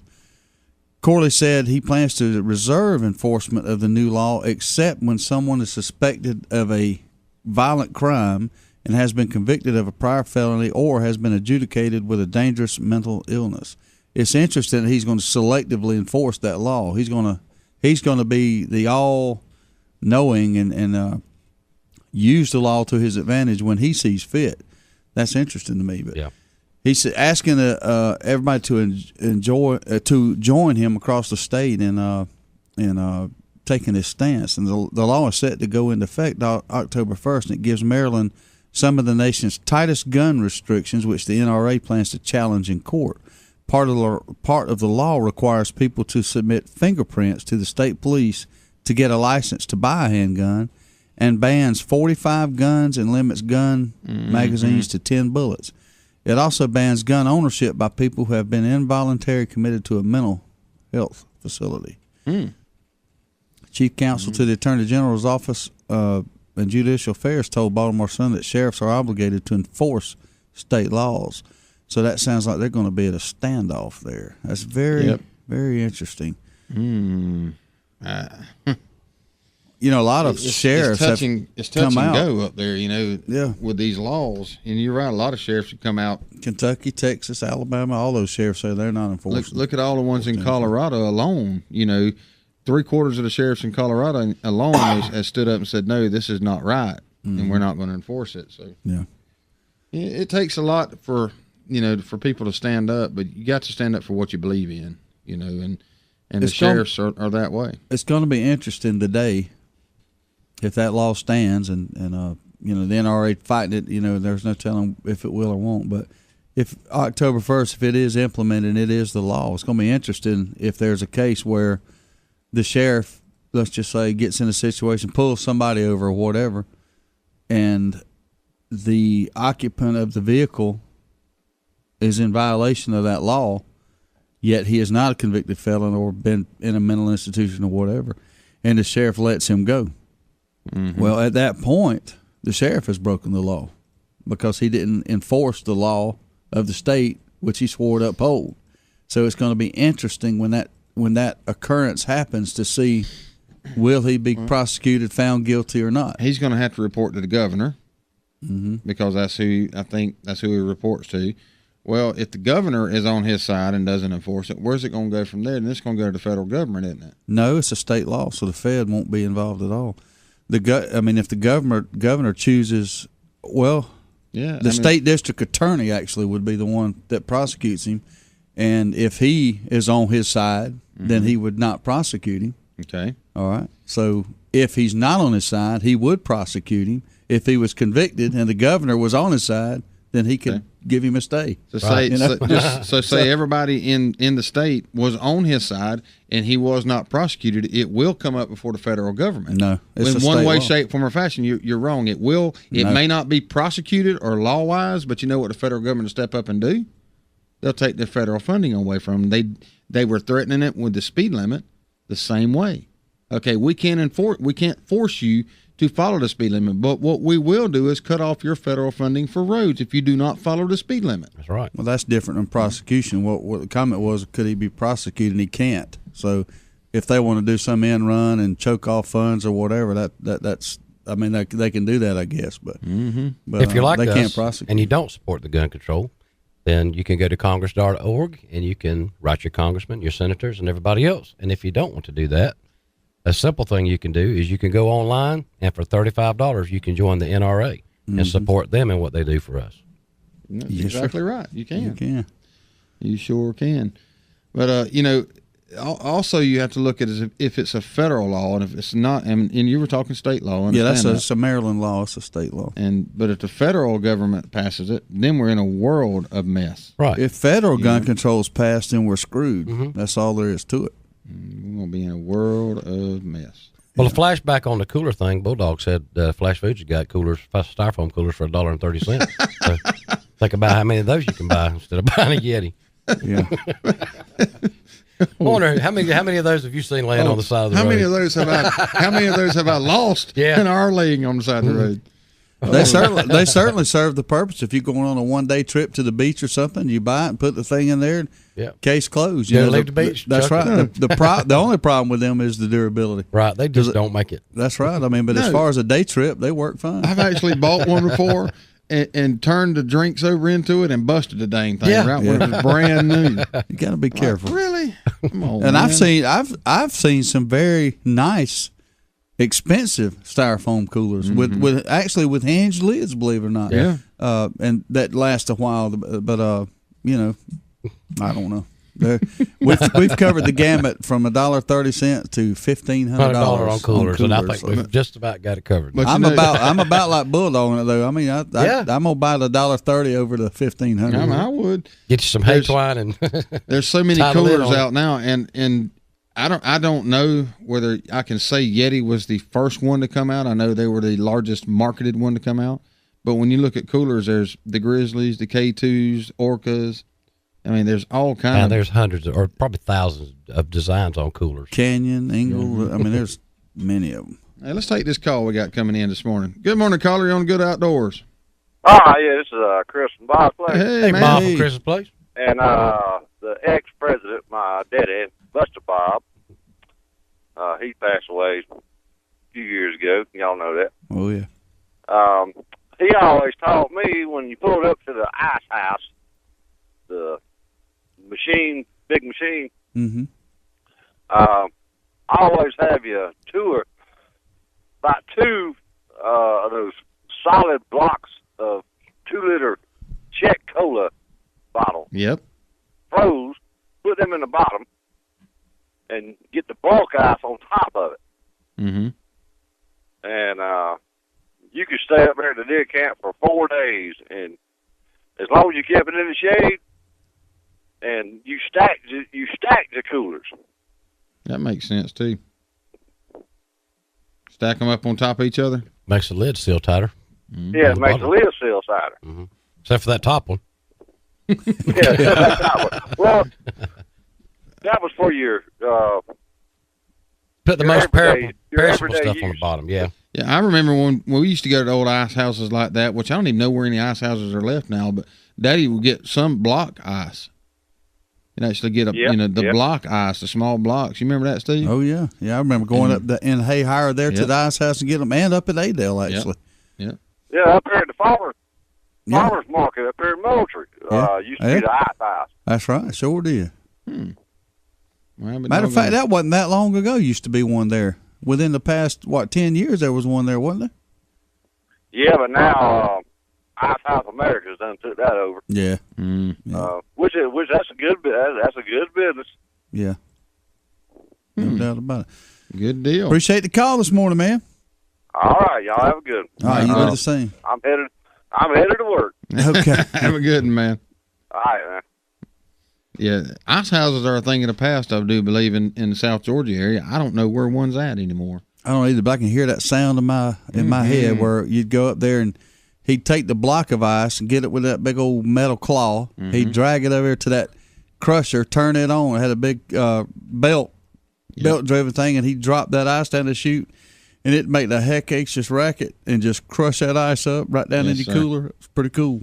That was the Williams had the one in Hayhire and the one in Adel. Yep, sure. No, did. they didn't have the one in Adel either. They had the one in Hayhire. I thought they had the one in Adel for a while. I don't think so. No, they had what they had was the slaughterhouse was in Hayhire and Sparks. That's right. So, yep, good times, man. Good things to remember. Hey, we're going to take another break. We'll be right back in about 3 minutes here on the Good Outdoors. Attention Outdoor Nation. Adel Outfitters, located at Exit 39 on I-75 in Adel, Georgia, has over 18,000 square feet of outdoor unbelievability just waiting on you. Specializing in a wide range of outdoor supplies for everyone, including hunting, fishing, shooting, kayaking, camping, Little League, clothing, knives, boots, you name it, Adel Outfitters has it. They also have that personal one-on-one attention that you just might not be getting from some of the big boxes, and Adel Outfitters has a whole lot less overhead, so you'll be surprised at the deals. So come see us now at Adel Outfitters, Exit 39, Adel, Georgia. Woo-wee! Sweet Tea Smokehouse on South Hutchinson Avenue, Adel is the bomb. You ain't had good old South Georgia barbecue if you ain't been to Sweet Tea Smokehouse. Ribs, chicken, pork, beef, good grief, this is some fine eating. And it ain't called Sweet Teas for nothing. Ice cold sweet tea and good old barbecue plate with all the trimmings is what living in the South is all about. Head up Highway 41 north towards Adel. Swing into Sweet Tea Smokehouse for lunch or dinner. Great southern barbecue like it's supposed to be. And don't forget some of that fine Brunswick stew. Woo-wee! Wow, look at Bob trimming the grass. He's so fast. Yeah. I know, and that mower is so big. And it's got a huge deck. And it cuts the long grass with deep roots so easily. Yeah, Bob's a bad boy. When you want to cut grass like a champion, get yourself a Bad Boy mower from Nashville Tractor. Nashville Tractor carries an exclusive line of Bad Boy zero-turn mowers. See them now at Nashville Tractor in Valdosta and in Nashville. The grill might be in storage, but that's what campfires are for. And the backyard party is on hiatus, but that's because everyone is tailgating. Only the seasons change, tastes don't, and when you've got Bud Light Lime, you don't need summer to have a good time. It's the superior drinkability of Bud Light with a splash of 100% natural lime flavor. Look for a Bud Light Lime and find your summer state of mind anytime. It's in the lime. Anheuser-Busch Bud Light Lime flavored beer, St. Louis, Missouri. Brigman and Brigman Cabinets in Hayhira, Georgia specializes in custom-built cabinets. You can come in and sit down with our staff and start from scratch to develop the perfect cabinet layout. Or bring in your plans and start there. From design to installation, Brigman and Brigman can help you every step of the way. Estimates are always free, and your satisfaction is our goal. Whether it's a remodel, a spec house, or your custom-built dream home, give Brigman and Brigman Cabinets in Hayhira a call at 229-794-2108 to set up an appointment. Crystal River Seafood on St. Augustine Road in Valdosta is a fine seafood dining experience. Folks from miles around come in to enjoy the fine seafood and friendly atmosphere Crystal River has to offer. Their friendly staff makes your dining experience one to remember, as well as one to repeat. Fish like grouper, salmon, mahi, catfish are always great choices, along with shrimp, oysters, crab cakes, and crab legs. Hey, you not in the mood for seafood? Order a juicy ribeye steak. Crystal River Seafood is open for lunch and dinner. Crystal River Seafood, 958 St. Augustine Road, Valdosta, Georgia. WKAA, Willacoochee, Valdosta. Another hour of Valdosta's best country music kicks off now. 99.5 Kicks Country. It's the Good Outdoors on 99.5 Kicks Country. Now, let's get back to the fun. Talking about everything to do with the outdoors with Steve, Darrell, and Ronnie. Good morning. Welcome back. It's 5 o'clock hour, the second hour of the Good Outdoorz Radio Show. Good morning, Caitlin. Morning. Well, she does talk. Okay. She does talk. She is blind and in the dark. There's two distinct situations going on in her mind. She has ripped contacts. So she's ripped contacts. Blind. We'll have to get her some new contacts today. It worked out well in my mind. We'll try to find a yard sale and get you some new contacts. How about that? That'll work. Will that work? Good deal. So what's going on with you? What are you up to since school's out, Caitlin? Oh, God, she drew a blank. You have the cricket sound whenever she gets quiet. We need to play the cricket sound. It's the buttermilk. It ain't the buttermilk either. Hey, David, if you want to call, 229-253-0995. We can introduce you to Caitlin. That's right. And y'all can get things worked out here on the radio, on the Good Outdoors. Ain't nothing like running a dating service in the Good Outdoors. We do everything we can to introduce people. And that's right. Well, Caitlin, what you been up to since school's out? I know you got a lot going on this week. What are you doing? Here we go. Oh, I have. Oh, wait a minute. We're going to take this call. Yep. Good morning, caller. You on the Good Outdoors? So is this what y'all meant by we'll talk later? Yeah. Hey, David was quick to call there. David, this is Caitlin. Caitlin, this is David. How you doing? Hey. Hi. Socially awkward. I kind of feel set up here. David is homeschooled, and David is homeschooled, and Caitlin is actually going to Lowndes High starting next year. She'll be in 9th grade, and you're on student council. Is that what you're on? Yes, sir. Okay. When people can't hear you shaking your head on the radio, so you have to speak. You can't hear a rattle. And she's blind, by the way. I'm taking all pre-AP classes next year. There is no rattling in my brain. Pre-AP. Pre-AP, because I'm not old enough to take AP. You know, pre-AP is right before I wake up in the morning. That's where I gotta be. What's the Associated Press got to do with anything is what I want to know. It's advanced placement. Advanced placement, really. Anyway, oh, Lord. But, David, you got anything? I mean, you called in real quick. What's up with you? Nothing. Oh, okay. Let me ask you this: you're homeschooled, so I mean, do they keep up with what grade you're in during the homeschooling process? Yeah, we have to turn in attendance and all that. Okay, so you'll be going into what grade next year? 11th. You'll be in the 11th grade. Cool. Caitlin's in the 9th, so you're a little bit older. Wait, I have a question. How do you turn in attendance? How do you miss a day if you're homeschooled? If he's sick, you don't have to study. Well, he's still there. I could see my dad just going in there. Okay, I know you're sick, but here's some math. That's right. Yep. Exactly. My mom will come in with the whole lesson for the day and give me the lesson book and say, "Here, work." How many hours do you devote every day in like that to school? Is there a certain amount of time you have to, or is it just a certain lesson plan, like you said, that you have to get done that day? We're supposed to do 8 hours, just like regular school. Mm-hmm. Wow. So you've never missed a day of school, basically. No. That's right. Perfect attendance, man. You ought to get an award for that. Yeah, no doubt about it. That's pretty good, though. You know, there's a lot of advantages to homeschool. Yeah, I know. My GPA last year was 4.0. Good job, man. That is fantastic. You need to, all jokes aside, keeping them grades up. We cannot stress. You always hear older folks telling you, hey, what you need to do. Well, 99% of what us old farts tell you is true, believe it or not. Right. That's right. Keeping those grades up, you can't keep them. If you can get them to like a 4.1, that'd be even better. Keep your grades up. Study hard. Keep your grades up. Are you going to go to college, or what are you thinking? Yeah, I plan on going to shoot. Go to Florida. No. He's not going to Florida. I looked into that. I plan on putting an application in the University of Florida. I'm right there with you. Well, let me see. That's where that we call that the dumbing down of society. Those who enroll into Florida are taking a huge step backwards in the grand scheme of things. Yeah, so you're going south. You fall off the cliff. No, you're going south already. I mean, if you enroll in Florida, you're going south, and going south is not. I mean, you know what? That's You know clever because it's south of Georgia. Yeah, but you're still going south, and everybody knows if your life is headed south, it's not a good thing. So we didn't make it up. I mean, parents wouldn't know that.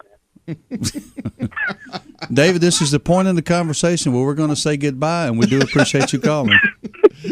Have a good one, man. We'll talk to you later on, okay? All right. Thanks, buddy.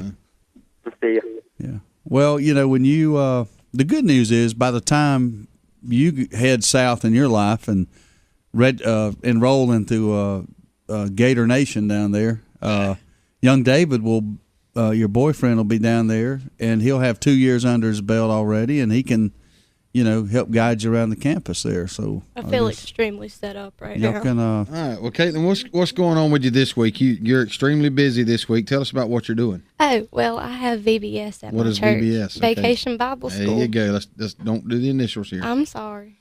Vacation Bible School at church this week.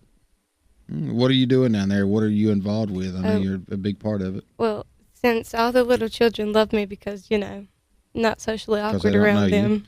No, they do know me. I'm there all the time. Mm-hmm. I have to help do the dance motions and then keep the little children from being crazy. So you're like a supervisor or helper here at glorified babysitter. Oh, gotcha. That's what that is. And I help do the motions because I'm cool. And then not the next week, but the next week I have church camp, and it's going to be fun. So Vacation Bible School this week, a week off, and then you got church camp. And they have mud pits. Where are you going to church camp at? South Carolina. South Carolina. That's South Carolina? That's about as bad as going to the University of Florida in a way. But at least it's church camp. Maybe you'll be okay. I don't know. We'll be praying Steve for you. Spurrier was in both places and still in South Carolina. I didn't know it was South Carolina.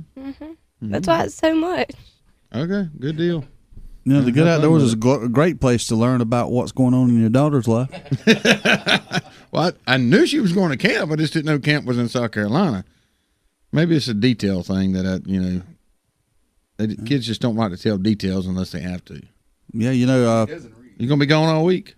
Hot dog party over here. Just to inform you of another thing here, I think you got one in the band, or is Alexis still in the band? Yeah. Well, I think they're going to Hawaii, just to let you know. Yeah, they're going to Hawaii. What? Yeah, I knew that one. I knew the Hawaii trip was coming up. I was trying to avoid that one because y'all realize that's a $2,000 trip. Really? That actually is not bad. $2,000 goes. It ain't bad, really? No, it ain't bad for me. I don't have a bad student. As a matter of fact, I'm gonna start actively campaigning and let them know. Oh man, you don't want to be in the band. That sucks. I mean, really, she works at Wild Play Adventures. Football, it's cheaper. She works at Wild Adventures, but ain't no way she's gonna be able to save up $2,000, and there ain't no way I can save up $2,000. So we may have to open up a donation line. The we'll have band- to have another fundraiser. The band has it worked out with Wild Adventures that if you work there, then you could put some money towards that. But Alexis, do you really think Alexis is going to put any money? Is going to do that. We had that discussion. She's going to rely on me, and I'm telling you, that's wrong. I ain't going to make $2,000 between now and 2 years from now. $2,000 is an annual salary for me. I mean, I was kind of hoping she'd quit. Yeah, we can encourage her to quit. No, I ain't going to encourage her to quit. Get her to blow that tube or whatever it is that play. Alexis, you're not sounding too good. You probably should retake that. That would be an awesome trip for them, I mean, it'd be good. I hope it works out. But, camp. You're talking about church camp, and that's where you're going. And they had now explain this to me. what they have mud pits, you said? Yes, they have mud pits. And you're like real excited about the mud pit. What is? I don't know. I just found it interesting. South be Georgia. A blind thing, I guess. You got your truck ready? It's just a fun thing. Dude, you ain't driving my truck up there, are you? I love you, Daddy. Yeah. Driving nothing. Driving me crazy. Church camp, how many, tell me about your church. You're very active in your church. You're involved with it. You go all the time. Tell me a little bit more about it. Well, it's Calvary Baptist over in Lake Park, Mm-hmm. and I don't know, it's just fun, and you learn about Jesus. How much better could it get? Amen, sister girl. Man. I hear you. Something's going on right in your life. That warms my heart. Good deal. And you're going to camp. How many other kids from church are going to camp, do you know? From just mine? My entire youth group, which is about 25 kids. But then they have kids from like 5 states going. What's the name of this camp? Do you remember? I was going to try to look it up. I don't remember what the name of it was. Harris Island. That's about what it needs to be. That's the Marine Corps. Boot camp. That's the Marine boot camp, if you didn't know what I that don't was. need to be in the boot camp. I'm a good chill. Excuse me. I'd like to go to boot camp. Not as a. I would like to watch you go to boot camp. No, I'd like to go through boot camp because I believe that'd be the only way I could whip myself into shape. I wouldn't want to join the Marines or nothing like that. I'm just saying I'd like to go through the thing and then let them let me go. You know? I would absolutely love to ride through and look at the boot camp one time myself. Let's take this call real quick. Good morning, caller. You on the Good Outdoors? Good morning. What's going on? Hey, I got a couple of things here that kind of got under my skin this morning. Oh, Lord. I'm sorry. Wait a minute. How big? Called in about the coolers. I respect him because he's a fisherman. But after he carries that cooler back, I got a bridge out there in Arizona. I like to sell him. real cheap. It ain't even got no instruction books. It's hardly been used. Ain't never no water on it. Woo! Oh, young Davey, there ain't no way he's a 4.0 if he wants to go to Florida. I think he read it backwards. Amen. I'll take offense to that. I agree with that. Well, you know he ain't calculating it the right way because he's not learning the correct math skills. Right, and Mama ain't grading on a curve. Mama's grading with a frisbee. So I need to take young Davy fishing. Yeah, you sure do. You sure do. Amen. The good news is we got a couple of years to get his mind straightened out, but it's going to be a project, ain't it? Well, he keeps calling in the show all summer. We'll have him by the end of the year. There you go. That's our mission. Keep hope alive. Go Gators. And hey, I'm going to get kicked out the studio. If you to go to Hawaii now, I would buy a hula shirt and a cherry and carry it to the river. There you go. I tell you what, Bulldog, this one sitting right here, I think she needs to go fishing with you because she likes the gators too, and that's why I don't allow her in my house. She doesn't sleep outside. Well, when am I going to go hunting with you? Hey, when they want to go courting, I take them courting. I'll be the chaperone. There you go. You'll be in good hands then. There you go. All right, man. Y'all have a good day. I just want to holler at you. All right, appreciate you calling. Man. We got another call coming in right quick. We'll go ahead and take it. Good morning, caller. You're on the Good Outdoors. How are you? Oops. Try it again here. Good morning, caller. You're on the Good Outdoors. How are you? What? Good answer. What? What do you got to say? Ain't nothing you can't say. We're going to get you by the end of the summer. We're going to convert you, man. We're going to show you what a good football team's all about. Yeah. Yeah. What did our records say last year? It said one loss to Georgia last year. I do remember that. This year's going to be different. There's always this year, brother. But what if it ain't? David? What if it's not different and you lose again to Georgia? Oh, well. We're still going to be better. Oh, well.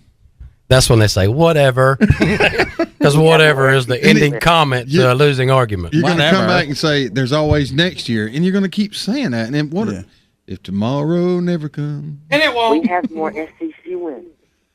So what? You lost to Georgia last year. We live in the now, not the past. Y'all lost to Bama. Well, yeah, but we played them. Obvious. For what game did we play them for, though? Where did we lose? What was that trophy that Alabama? Oh, yeah, the national championship. Yeah, we lost to the national championship. But wait. What wasn't it the SEC championship that we were playing Alabama for? And we did win the SEC East, and I think y'all are in the SEC East. Yeah, you got a hollow argument there. Georgia you know? fan. If you want to talk, you want to talk about a year other than last year, maybe we'll have a conversation. But all those years are irrelevant because the most recent one was last year. In the past. Yeah. Whatever. Hey man, we got to go take a commercial. Hey, got a text from Bulldog Hall who just informed me that they also lost to Louisville. There, brother. The Gators lost to Louisville. We played a BCS bowl game. Pardon me? We played in a BCS bowl game. Oh yeah, okay, right. Yeah, the toilet bowl. Everybody's so impressed. Everybody's so impressed with the BCS system that we decided to change it. That's right. We got to take a break, young David. All right. You take it easy, buddy. I'll tell you later, buddy. I'm going to convert y'all. No, whatever. That ain't happening. See you, buddy. See you. All right, let's run off to a break real quick on the Good Outdoors. Thanks for listening. Service. It's a very simple word, but you'd think it's French. At Deep South Sanitation, our service will never be questioned. We are there when we say we'll be there. If there's a couple extra bags by the can, we pick it up. Deep South Sanitation don't care if the lid won't close. All the more reason to dump it. If you're elderly or disabled, the Deep South Sanitation team will get your can, dump it, and put it back. If trash blew out, we don't leave it, we pick it up. Keep the money you pay for sanitation services local by supporting Deep South Sanitation, a locally owned business. Call Carrie Scarborough today at Deep South Sanitation, 229-559-0200. It's that time of year. People everywhere will be scrambling to find somebody to take care of filing their taxes. Fast Tax and Bookkeeping at 1407 West Hill Avenue, Suite Q has a quick turnaround time and the knowledge to prepare your taxes properly, making sure you are getting what's due. With $25 1040 EZ filings, electronic refunds in a flash, military and college student discounts, and fast and friendly service, drop by and see Lisa Griffiths and the gang at 1407 West Hill Avenue, Suite Q, or give them a call at 229-253-0181 to schedule an appointment. SWAT Graphics, located at 300 South Toombs Street, is the area's #1 graphic design service company. Specializing in graphic banners, stickers, signs, and design, SWAT Graphics can help from concept to completion. If you have a design idea for a company logo, SWAT Graphics can bring it to reality. Maybe you have a logo and just need it placed on a sign, sticker, or banner. Whatever the case, stop by SWAT Graphics at 300 South Toombs Street, Valdosta, or give them a call at 241-9185. SWAT Graphics, proud sponsor of the Good Outdoors. Hey, this is Judd with T3 Outdoors. Did you know that T3 Outdoors buys, sells, trades, and consigns used guns? We need your used guns. T3 Outdoors has a huge selection of turkey gear, from mouth calls, box calls, decoys, and ammo. T3 also has $8.99 sweet fees. We also have new spring Under Armour, Guy Harvey, and AFCO shorts. T3 also carries knives, Yeti coolers, boots, Costa sunglasses, and more. T3 Outdoors is locally owned and operated on Perimeter Road next to Zacadoo's. There's only one place in Valdosta if you want the freshest seafood in town. It's Bubba Jack's Crab Shack at 1700 West Hill Avenue. They got wild Georgia shrimp cooked about any way you could want it. Fried, peel and eat, grilled, or buffalo style. They got a Wednesday night oyster special at $7.99 a dozen, and that ain't no mistake. $7.99 a dozen, Wednesday night only. Bring the kids with you, and if they don't eat seafood, get them some chicken tender baskets or hamburger hot dog. And do not forget to try the fresh cut, hand-dipped onion rings at Bubba Jack's Crab Shack, 1700 West Hill Avenue, Valdosta. Justamere Farm is a full boarding, training, and lesson facility conveniently located on Valdale Road in Hayhire. Justamere Farm offers a facility like no other in the area with many amenities to meet all your equine needs, whether it's riding, training, or boarding. If riding is your passion, Justamere has you covered with an indoor arena, a large lighted outdoor arena with an alleyway, a large jump course arena, a round pen for training, trails, and access to dirt roads. Private and shared lessons are available, so give Justamere Farms a call today at 229-460-2331. You're listening to The Good Outdoors with Steve, Darrell, and Ronnie on 99.5 Kicks Country. Now, let's get back to the fun. Welcome back to The Good Outdoors. This morning, we're going to talk another minute or two with Caitlin here. I agree with what Demery just texted me. The only thing good to come out of the University of Florida is Gatorade. That's true. That's and we're off that subject. Anyway, Caitlin, what else do you like to do? I know you want to go hunting a little bit this year, don't you? Yes, sir. Okay. Speak into the microphone. I'm sorry. You like to hunt a little bit. You went hunting last year. Mm-hmm. And what happened? Well, swing a bit, strike one. I shot that deer. Mm-hmm. But we could never find it. No, we didn't never find it. We looked and looked that night, and it was pretty thick out there. Never found it after that either, but you I'm did going hit to have it. redemption. I'm going back this year. Redemption. Nothing wrong with that. Get a little redemption there and put some deer meat in the freezer. And time to show my dad up. That won't be hard to do. Not really. Gee, thanks. I love you, Daddy. Yeah, I can tell. You know what? What are some of the Bible verses related to hunting? Do you know any? There's a couple in Psalm. Okay, there's one in Acts also. Actually, there's two. 10:12, wherein were all manner of four-footed beasts on the earth, and wild beasts, and creeping things, and fowls of the air. The next one, and there came a voice to him, rise, Peter, kill and eat. So you learn a lot about that in church, don't you? My preacher preaches on that. He's preached on that. He loves to hunt, don't he? Yes, sir. Is Haley Jernigan? You know Haley Jernigan? Yes, sir. Young girl there. Is she in your group at Vacation Bible School? I don't think she's so. not in your group, but she's. But she's there. Yeah. Okay, Chuck. Does that answer your question? If it does, shut up, Chuck. Had to throw that in there. But yeah. So you want to go hunting again this year? Mm-hmm. Last year we were sitting up there, and what happened? We had the video camera rolling, and what comes out? A deer. Just one? Like two. Two twins. They look like twins, didn't they? Twin 6 points. Yes. And you they won't let me shoot both of them. No.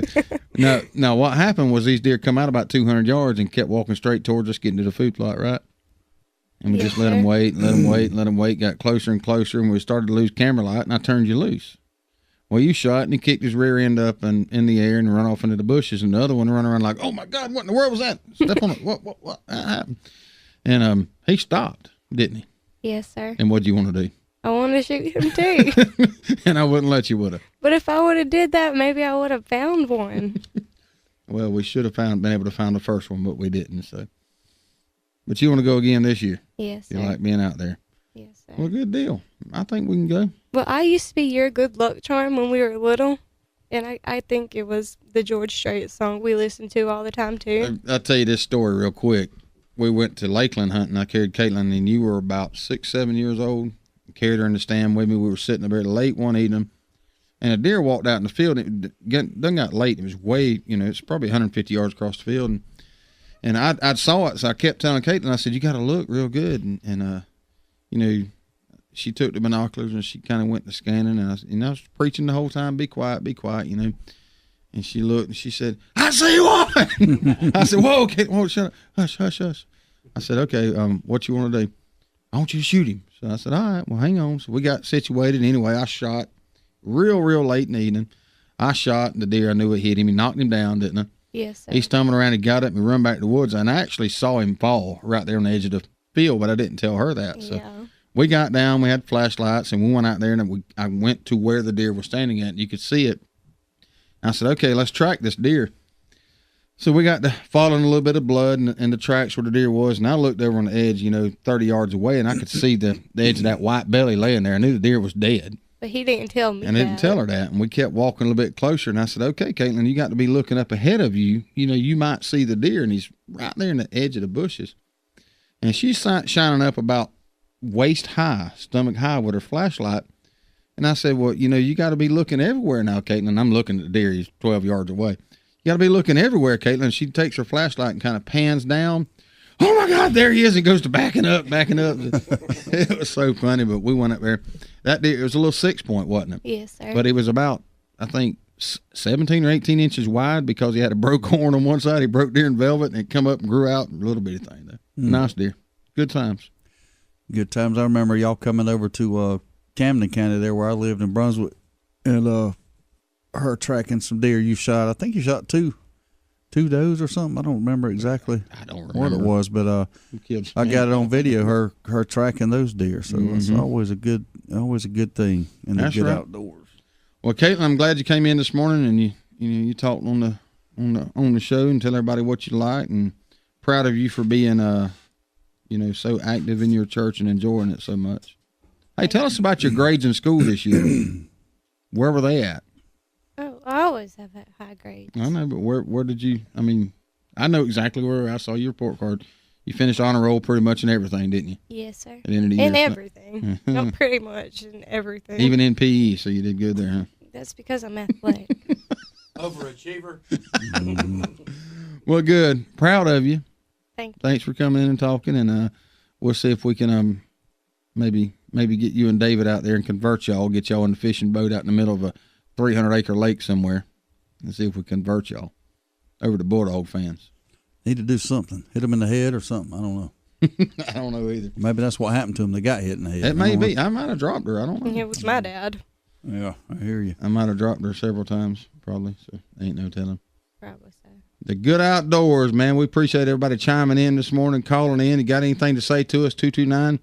Whoa, David, don't ever send any more messages like that. 229-253-0995.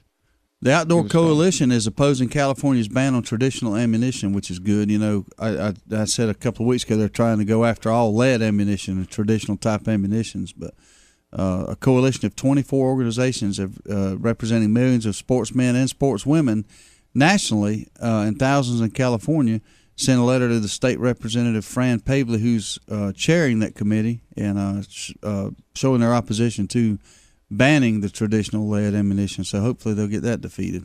Yeah, maybe. I hope so. I hope so too. Hey, let's take this call real quick.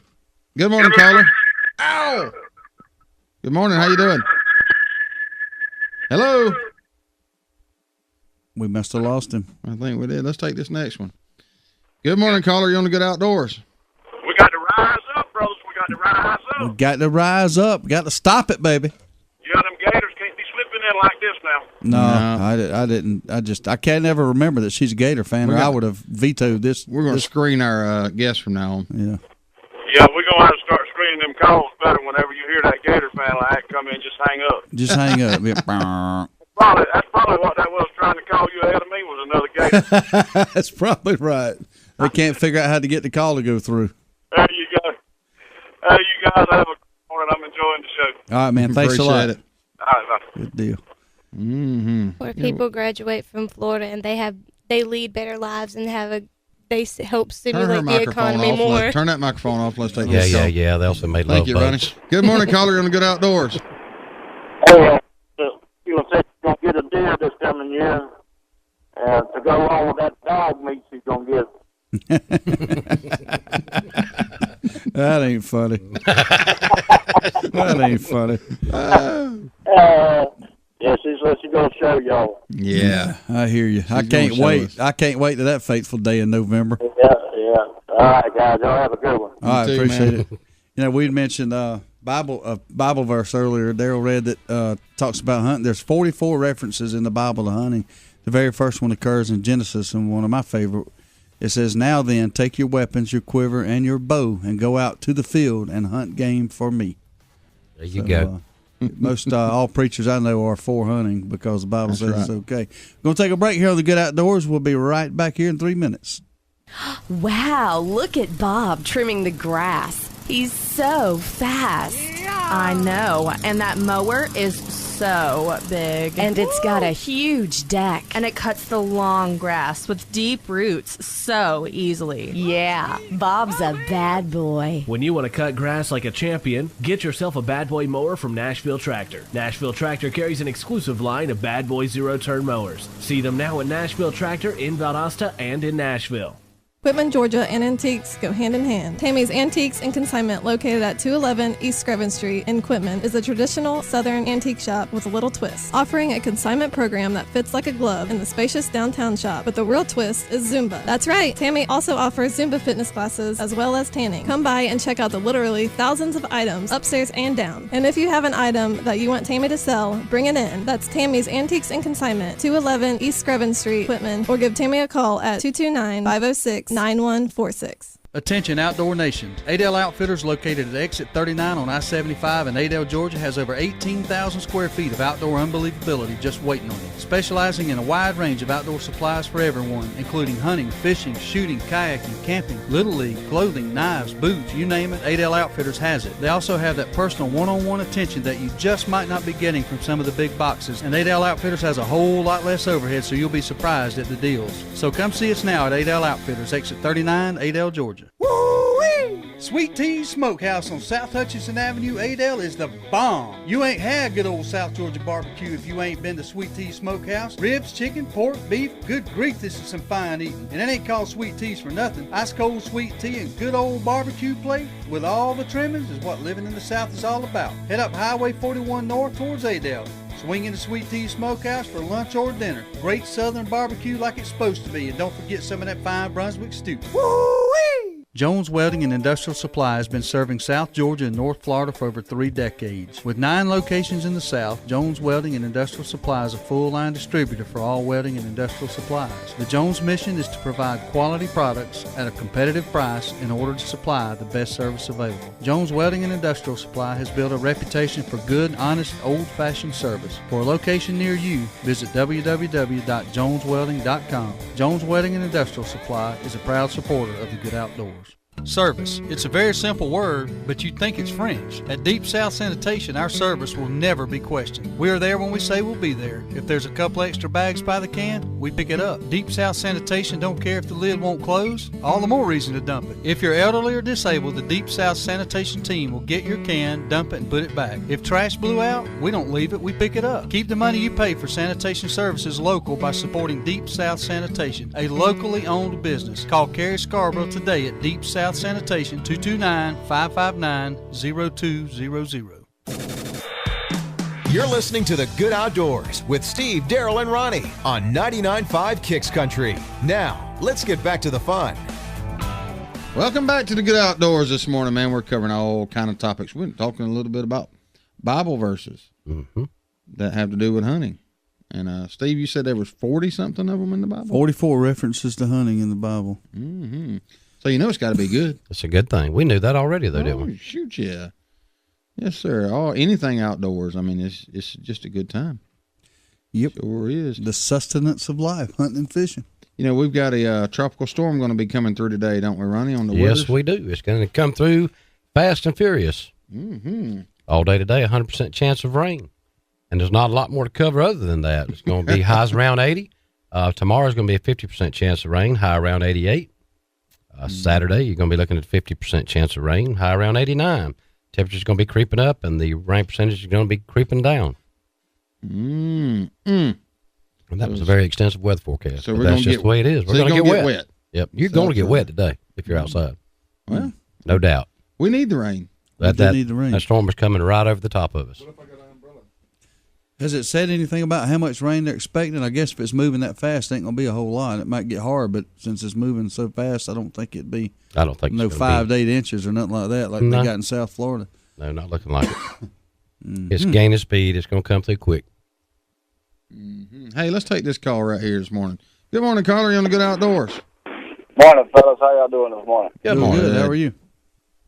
So far, so good. Sorry I hadn't called y'all in a while. I was going to let y'all know some of my family just reached Oklahoma a while ago. They did what now? They just made it Oklahoma. Oh, okay. Good. I don't know exactly which part they're in, but they took a couple like RVs and stuff out there to help out. Good deal. That's awesome. Good deal. Our truck got there yesterday morning, I guess, and took the load that we sent out there. So hopefully things are moving pretty quickly to get those folks back on their feet out there. Yeah, that's a good thing. You know, they try to rebuild as fast as they can, and they got a lot of support going on out there from what my cousin said. So they're gonna be heading back probably tomorrow, but they're gonna leave the RVs up there and see how long they might need them. But the kids, there's a lot of kids shook up by it, so they recover pretty good from what he is playing. And he sent some pictures, and man, yeah, it damaged a lot of the territory. It sure did. I was talking to a friend of mine, Dale Rich, yesterday, and we were talking about how the people are generally going to get the help, and the communities rise up and help the people, but sometimes the animals get overlooked a little bit. And talking to Heather and all, we know that the horse population out there got hurt pretty bad. I'm sure some cattle. Thinking about just dogs and cats and pet bunny rabbits outside. And keep that in mind too. If anybody's making donations, you can donate to organizations that help along the lines of pets. So don't forget about the pets. Oh yeah, definitely. I don't know what all they took. I know they took 4 RVs total. Some's pull behinds, and then 2 was driving. Yeah. So, two was pull behinds, and then 2 driving. So they're gonna leave them out there and take them and get a rental on the way back. So. Well, make sure you tell them thank you on behalf of us for rising up and doing that. That's a good thing. Yeah, I caught your show the other day on the internet, man. That sucked about the driver backing out on you at the last minute. Hey, it all worked out though. Yeah. Somebody, Yeah, sure something. God's got a reason for everything, man. That's right. We hope everything worked out for him, but somebody stood right up and took his place, and we appreciate his efforts and the efforts of everybody that helped us raise the money to get him out there. So it all worked out. Oh yeah, definitely. One other thing while I got you on here, what's the craziest bait you have ever caught a catfish with? Craziest bait I've ever caught a catfish with. To me, it would be a yellow Sally. A yellow salad? Yellow Sally. Just don't get started on the salad again. Like a snaggle Sally? No, it's actually called a yellow Sally. It's like a little top water bug. I got one for you. We took the kids out to a private pond over in Worth County. We fished with cookie dough. Yeah, I've heard of that. Fishing with cookie dough. And they like apple cinnamon. They don't like chocolate chip too much, but they do like the apple cinnamon pretty good. And we caught 22 speckled and about 48 brim. That was a good day. That was a good day. And I couldn't take the chocolate chip with me because I'd be ate all it anyway. Actually, they got a cookie factory right next to it, and they bake cakes and donuts and stuff. And I guess that's what they're so used to eating. But the cats that we was catching, they was actually pretty good size. I think the strangest thing I've ever caught one on. I remember fishing. Darrell might have been with me. I remember fishing down at a little creek down from where we grew up. And we got down there with a limited supply of bait, worms, and stuff like that, and the fish were biting. And there was a lot of little fish in there, but we ran out of bait, and we were trying to find stuff around, and I found a red berry growing on like a holly bush or something, and I put that red berry on there, and I caught a speckled catfish on that red berry. That was just in the tree. That's probably the strangest thing I've ever caught. A vegetarian catfish. That's cool. I guess so. I think he probably bit it just because he saw the red, I would imagine, but... It was low, and they were starving. They were biting about anything you threw in there. I've caught fish on just a hook before. Yeah. So. Yeah, they had treble hooks, snag them real quick. Yeah, I've had them just bite. I've had brim just bite the hook. Just bite a gold hook. Yeah. Yeah. Mm-hmm. That pond was starving for food. Oh yeah, no doubt. That's the situation. Overstocked, starving, bad situation there. Appreciate you calling in, man. Yeah, I appreciate it, man. I just want to let y'all know we did get them out there, and I've been catching bits and pieces of your show. I just been at work right now. I'm actually still head in, but after this rain moves through, I'll get back on the computer and post y'all some pictures and all. He sent me a bunch of pictures, man, from up there. Okay, yeah, that'd be cool. We'd like to look at those. Yeah, so if I can get them posted for you and get the fish posted up there for you. 10-4, buddy. You have a good day, okay? All right, man. You too. All right, thank you. 229. What is the number? 253-0995. This person knew it. Yeah, they knew it. Ask them. Good morning, caller. You're on the Good Outdoors. Good morning. How y'all this morning? Good. Good. Y'all talking about catching catfish. My brother was telling me he was talking to a lady down on this morning at Lake Source. Yeah. A campfire ground. And they were catching blue cat. But you wouldn't know. Guess what they're catching them on? What's that? Raw onions. Raw onions? Really? Ugh. I didn't believe it. He swore that's what the woman swore he was catching them on. I'll be dang. Well, that onion give off an odor, and a catfish is notorious for hunting by smell. So yeah.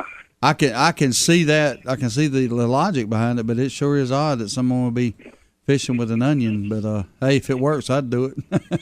Yeah, but don't you know they got some bad breath? You ain't kidding. That's a stinky fish's breath when he comes up. All right, I thought I'd let y'all know that. Yeah. 10-4. Appreciate it. All right, bye. Yeah. Just goes to show you, fish will bite most anything. Yeah, and I tell you, when you're baiting your hook, there's a lot of crying going on. You using an onion, I bet. I remember the first time that I'd heard that all my life, and I ain't, I'm not first of all, not a big cook. Second of all, not a big onion eater when it comes to raw onions. But I was cutting some up to put in my deer meat. I do like it fried in with my deer meat tremendously. And I was, remember years ago, cutting up some Vide onions or something to put in there, and I just got over that sink, peeling that thing and cutting it, and man, I'm telling you, it got on me, son. It was burning my eyes. I was like, oh my God, how could something that tastes so good after it's cooked be so bad before it's cooked? Soak it in ice water. Kind of like buttermilk. Soak it in ice water before you cut it up. It won't burn like that. Soak the onion in buttermilk is what you got to do. I don't know about like that. Onion rings. Yeah. Soak it in buttermilk? I don't think so. No, I ain't soaking that. No, it'll make the buttermilk taste better. Yeah. You'd have to. Can't make it taste no dang worse. I don't want to get on that subject again. I don't know.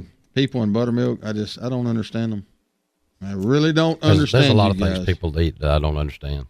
Yeah, okra is one of them. Really, I like okra. Fried okra, all slimy and crap. Oh man, the slimier the better. You're weird. You ain't right with me no more. You're weird. I like just taking put it in peas when you're boiling it. Just how can somebody eat chitlins? Oh man, no way. I mean, the smell. I used on my insurance route. I was talking about earlier in the break. I had this one lady that my route on that day that I went. That was the day she cooked them, and my God.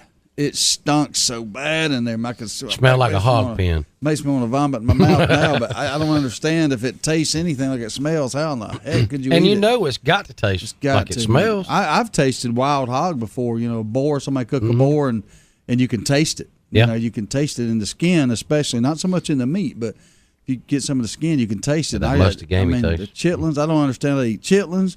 Liver. I don't eat liver. I don't eat liver. Well, I did taste some things in at the fish fry. That Chuck brought. Well, that was different. I think it was so marinated and all that it just it killed the liver taste. I still tasted the liver. I could still that paste type taste to it, and I can't stand it. Ugh. But I mean, what he did, he did have something that actually wasn't good. Wasn't liver tasting, so I have to give it to Chuck on that. But I still wouldn't eat it. I ate that one, Chuck. I ain't gonna eat no more. Well, the thing about a liver, I mean, you know what the liver it filters does. All the impurities of a body. It's just a big old gland of grotesque impurities. Yeah. Why would you eat it? I mean, it's like taking an even oil if filter. It was good. It's like even taking if it tasted good. It's like eating an oil filter. It's like taking the oil filter out of your car, taking the guts out of the oil filter, and eating it. Really? I think I'd rather do that. I would. Yeah. Nasty. Liver. Some things in life don't make sense. Now I've cooked liver, but I don't eat it. And I've been told I cook it I like quite well, but I do not eat it. I like the what fish did you with cook chicken it for? liver. Somebody that requested it. I like the I'm fish. gonna leave it at that. Fish Request with chicken liver. denied. The only thing that's good for is Well, fish. it was a cancer victim, and they had requested that, and that Well, was you ain't one got of to their, make you ain't got to make me feel it bad. was one of their favorite meals, and they wanted me to cook it, so I cooked it, and they ate it.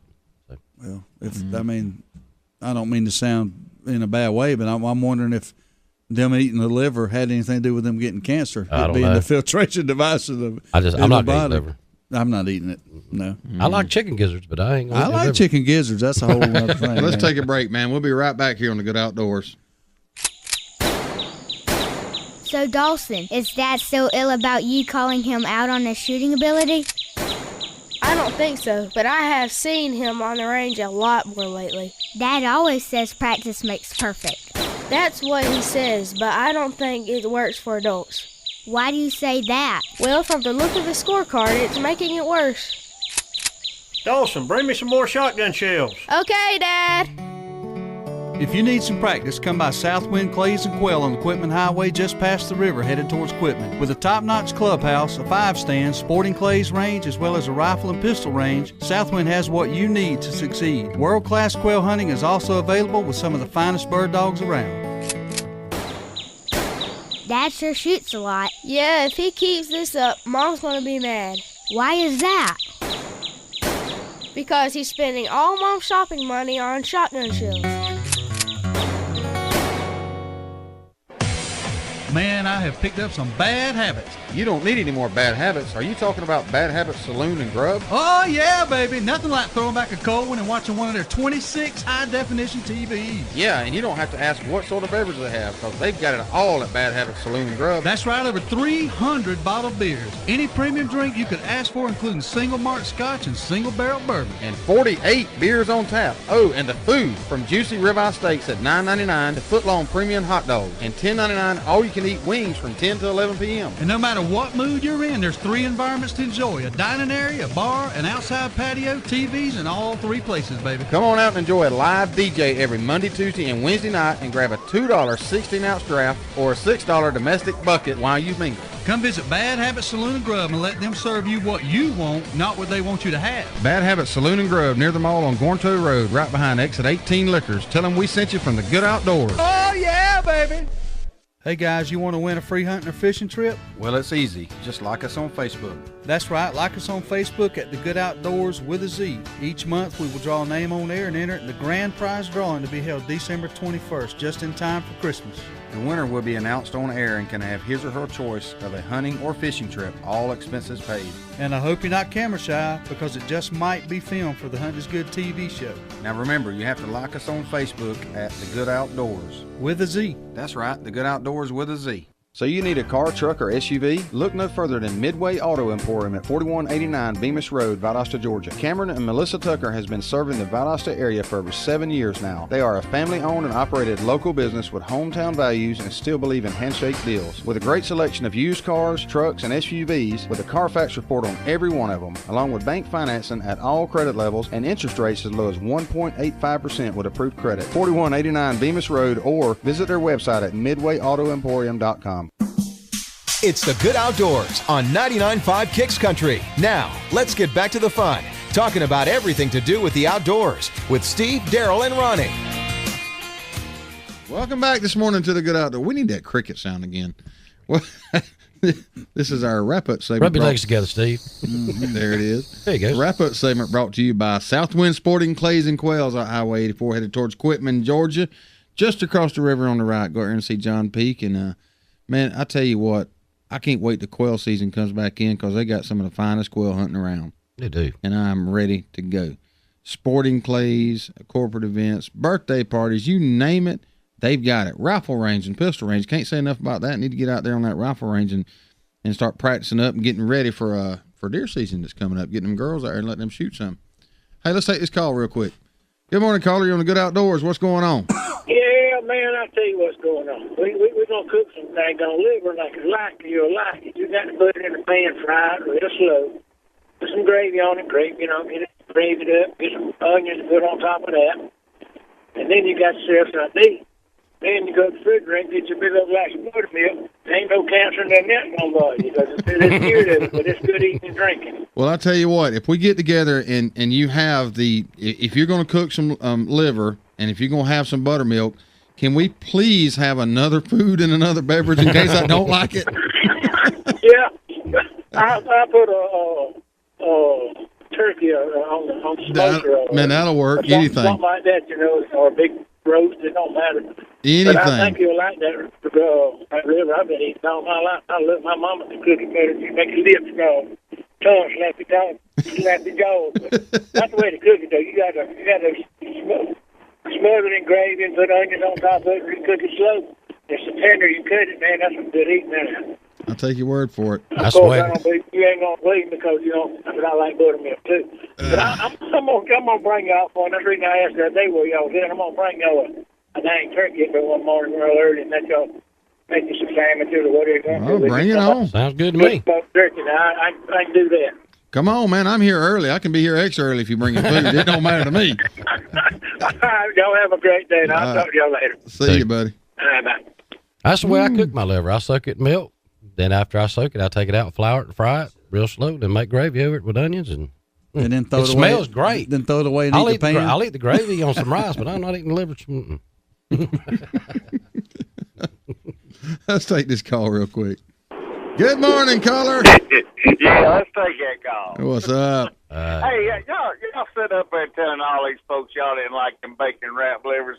I No. couldn't keep the plate from y'all. Nobody said they didn't like it. We just said we don't like liver. I did. Oh, okay. No, Darrell didn't like it. No, I said I ate it and liked it. Steve said, "You're lying. There ain't no liver." Yeah, I know. I was standing there by. He was like, "You lying? There ain't liver." No, I tell you what, them northern boys didn't know what to think about it, did they? No, they didn't know nothing about that. They said, "Man, that's good. I didn't know that tasted like that." Hey, I thought about y'all this yesterday evening when I was leaving out. I got over there just outside of Boston, and I looked up in the median, and I looked, and I said, "That looks like one of them big yellow cow trucks." And I said, "Yep, the buttermilk done broke him down." Guarantee it rusted the wheels off the truck. It ate through its container that it was being transported in, and he was sitting there on the side of the road. I said, "Wish that I had my camera out. I could have took a picture and sent it to y'all." The buttermilk truck done broke down. Yes, sir. That's a good place for him. All right, well, y'all have a good one, man. I'll holler at y'all later. See you, man. Take it easy. See you. Goodness gracious. Yeah, we didn't talk more. We didn't talk more about liver than I ever want to talk about ever again. Me and you both. Truth. Hey, I shared a picture on the Good Outdoors from Crystal Lake. That's a blast from the past. Years ago, man. Old Crystal Lake. I think it was Mark Eldridge. I shared it. It had that picture on there, and I guess he heard us talking about it and put it up there. I hope he did.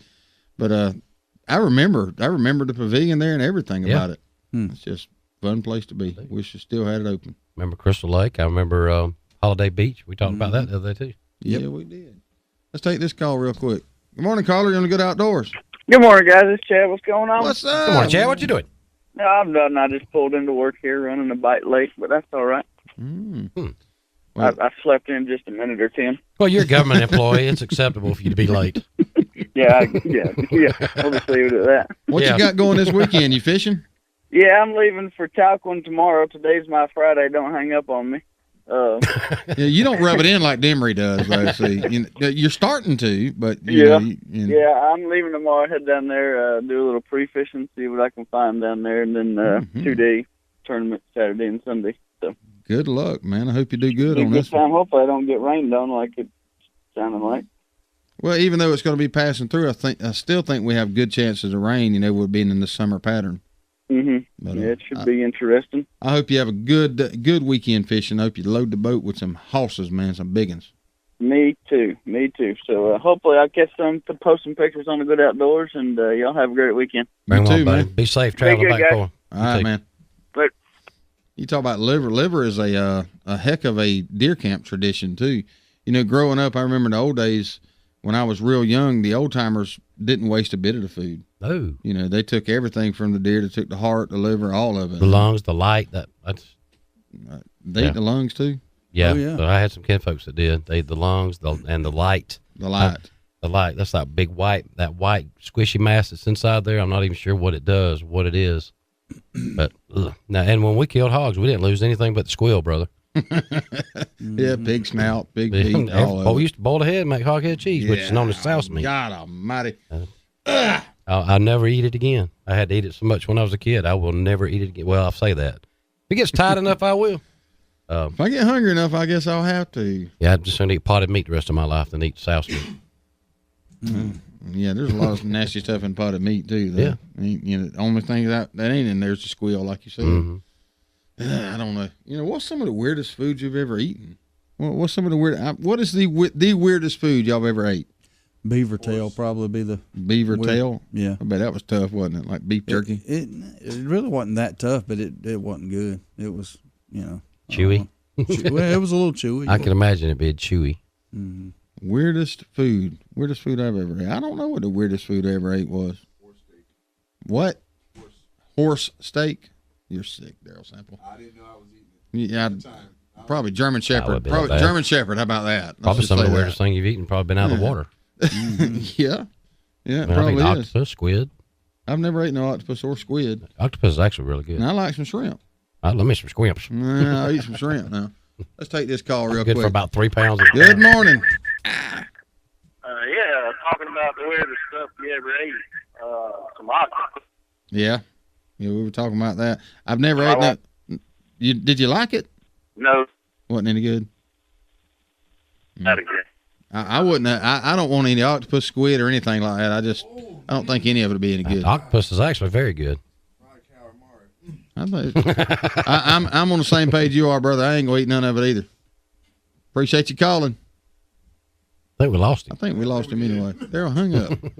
I'm sorry about it. I agree with you, brother. I ain't gonna eat no octopus either. Squid. You know, and you see that when I went to China, you seen the octopuses and everything over there, and they were eating them, but not me.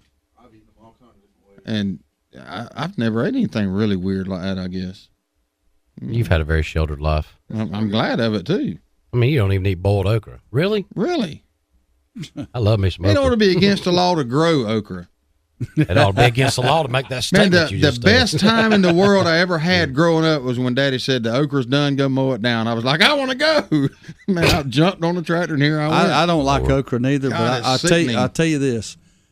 If I was going to eat it, it would be fried. And it'd be almost burnt. That'd be the only way I could even eat it. The worst thing I've ever put in my mouth, I ain't gonna say the worst, but one of the most grotesque things, I went over to our grandparents' house in Pelham, and they had a big old pot of peas up there. And I love peas. Had a whole pot of okra. And I dipped the spoon down there and lifted it up, and it just looked like snot connecting that. And I said, "What is wrong with these peas?" And they said, "Well, we put okra in there." And I said, "Okay." So I put the spoon back down and went on about my business. I'm like Darrell. Ought to be against the law to ruin a good pot of peas with okra. That's crazy. Denver Godwin put up a post, said, "Good morning, fellas. About time to wet a line and drown some crickets." Brother, you ain't got to wet a line to do that. Just set the crickets in the yard today. That's going to happen. Yeah, it ought to be against a lot. Mama loves it. She loves it fried. She loves it slimy, My least favorite whatever. My least favorite way to eat it is fried.